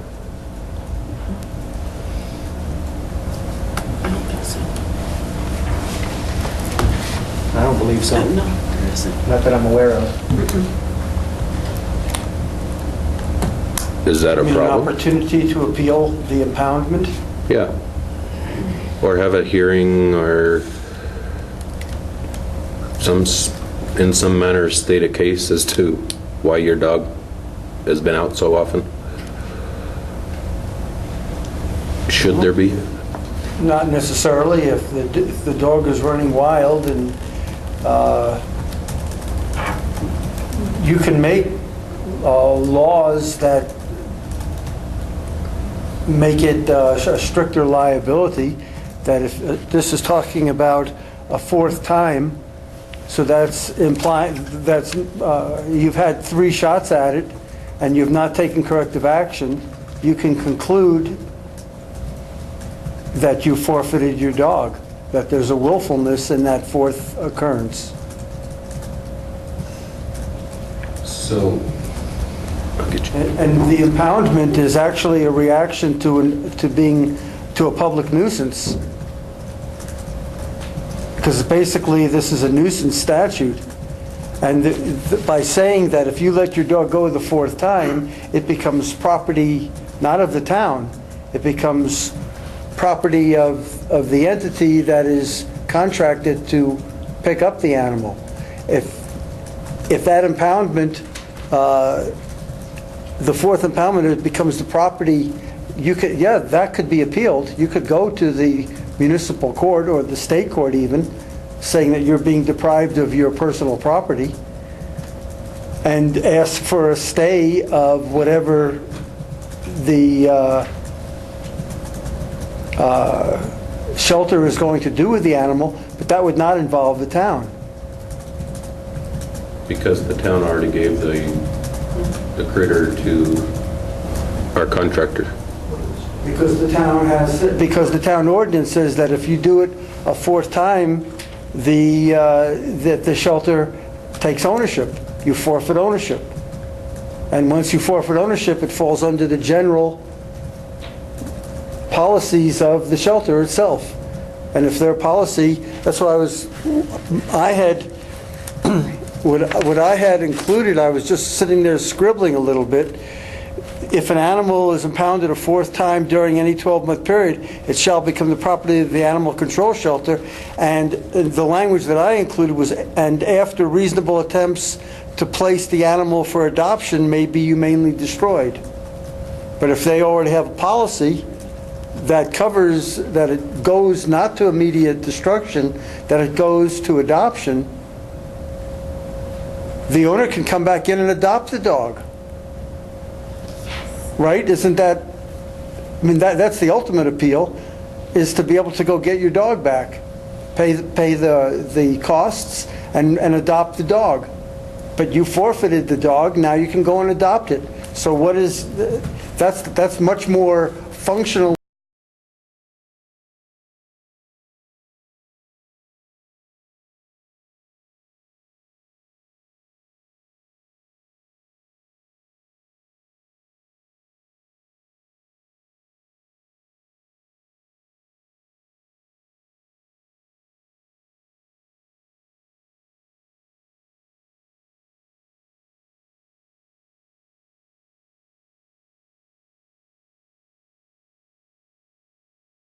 What their policy might be. It might be, well, one day after it becomes our property, we're short on funds, we're going to euthanize the animal. So if you want to go and say, do not allow that to happen, then you might want to put some limiting language. I don't know their policy and I don't object to it. So I'm asking more of technical questions than an objection to the content. Can I make a comment on that? I would be against putting that language in there only because the animal may not be adoptable. It could have been deemed vicious or not, and it may have snapped at somebody or caused issues, and therefore it could not be considered as adoptable, and that would be restricting us to try to adopt it regardless. We do have a policy in place that if it is an adoptable animal, it will be put up for adoption, and we hold adoptable animals. We've got some down there that have been there almost 2 or 3 months now, so it would be given the opportunity to be adopted. There is an appeals process where they can file. In fact, I can't say a whole lot about it, but we do have an animal down there that has gone through this entire process and has been impounded at our facility for almost 6.5 months, and he took it to the Supreme Court, and we will probably have that animal impounded with us for another year at this point. And that's one of the things we want to try to avoid. Thanks. Council?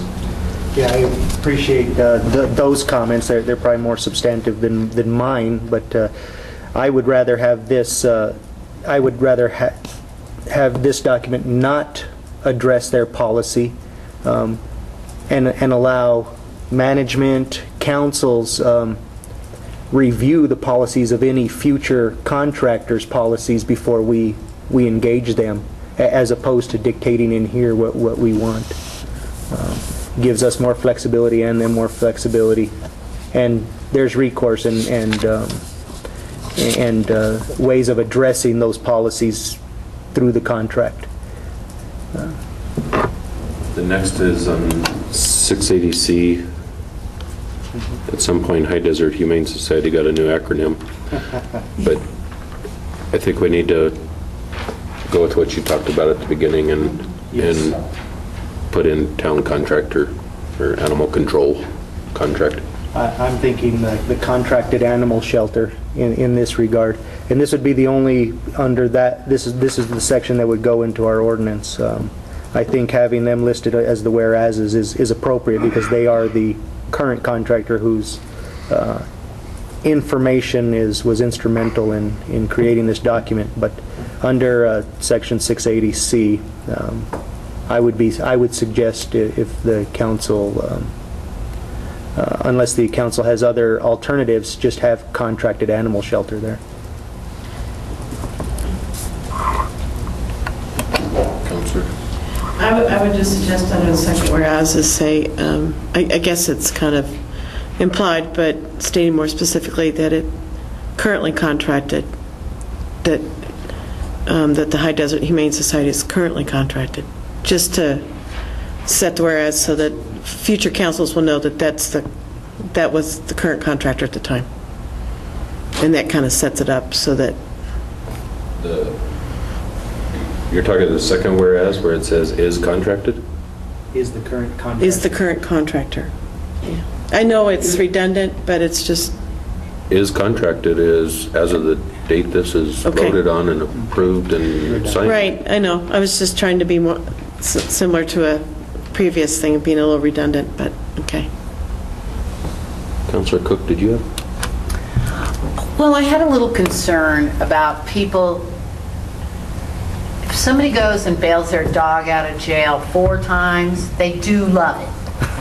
We know that. I mean, and at $100 on the 3rd visit and they pay it, they care. And I hate to see as the dog that his parents are at the Supreme Court level now trying to get him back or whatever, if that's the way I understood that. It just seems a little harsh to me that the property of the animal control shelter and maybe humanely destroyed. If they're getting their dog out all the time, or their cat, no, their dog, they care. What they don't care about is their horrible fencing.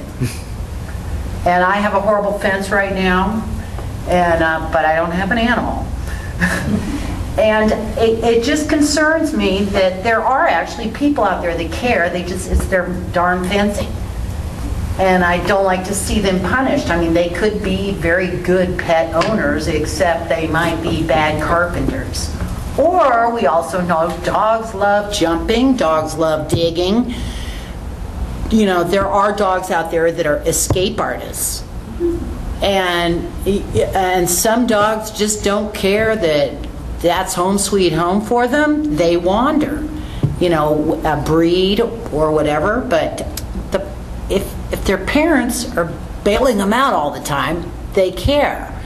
And I hate to see an animal that is cared for and loved enough for somebody to put out well over $100 to get their dog out yearly, that there's a threat that they could lose that dog. Councilor Rose. Very, very good point. I would fall back to the recourse that Attorney Scavron mentioned, and that is at that 4th impoundment for that very carry, and we already found that a 4th impoundment is rare. It is rare. So in the rare occasion that does happen, and the that pet owner is a very loving, caring pet owner and they want it, the recourse they would follow is what Mr. Scavron said, which is just readopt it. If it is an adoptable pet, they can readopt it, and that would follow suit if it was impounded a 5th time. They would just readopt it again. So they could just start counting one again. But there is that recourse. They can at that point there is a method of getting that dog back if it is an adoptable pet. In those rare cases. Yeah.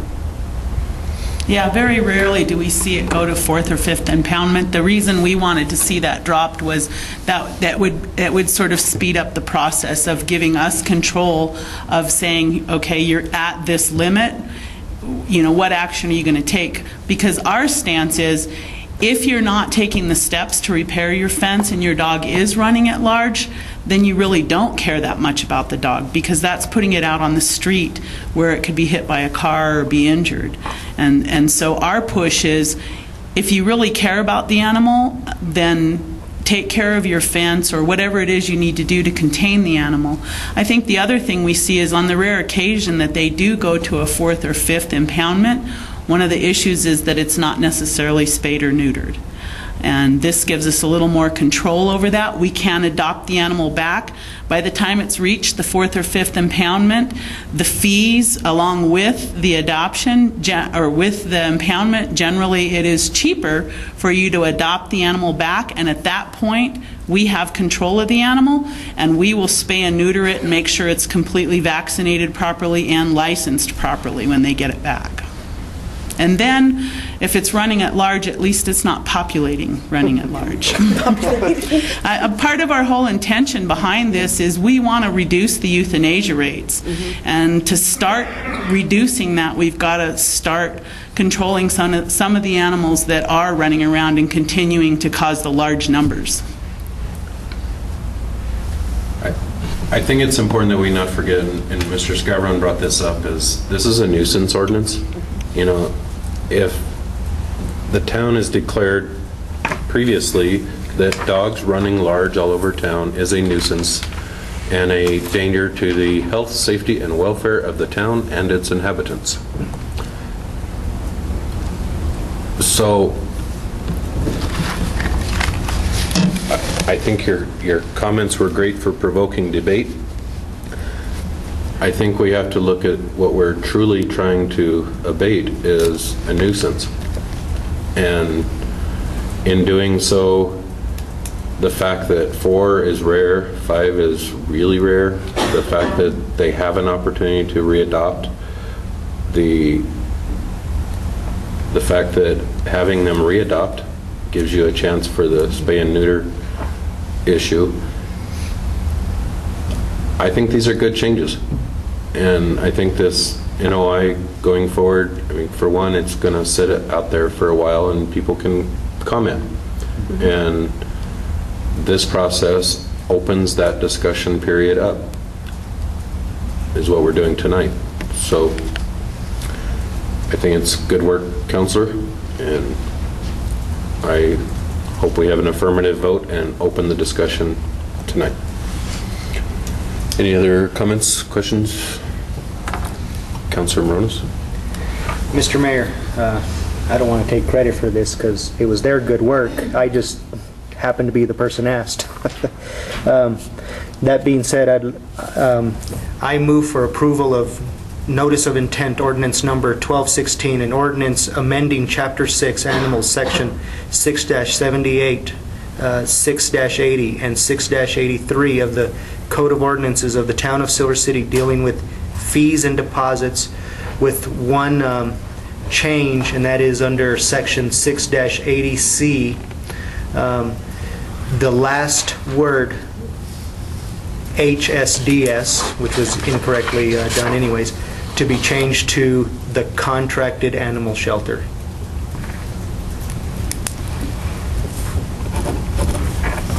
Mr. Mayor. Councilor. I second the motion as stated. There's a motion and a second. Is there any discussion? There's a motion and a second Hold on, my pen died. There's a motion and a second, no discussion, to approve notice of intent ordinance number 1216 and ordinance amending Chapter 6 Animals, Section 6-78, 6-80, and 6-83 of the Code of Ordinances of the Town of Silver City dealing with fees and deposits, with the amendment of, in Section 6-80C, the last word HSDS is removed and replaced with the contracted animal shelter. All those in favor signify by saying aye. Aye. Aye. Any opposed? Motion carries. And at this time, I would like to entertain a motion to adjourn tonight. Mr. Mayor, I move to adjourn. Is there a second? I'll second it. There's a motion and a second to adjourn. All those in favor signify by saying aye. Aye. Aye. Any fools opposed? Motion carries. We are adjourned.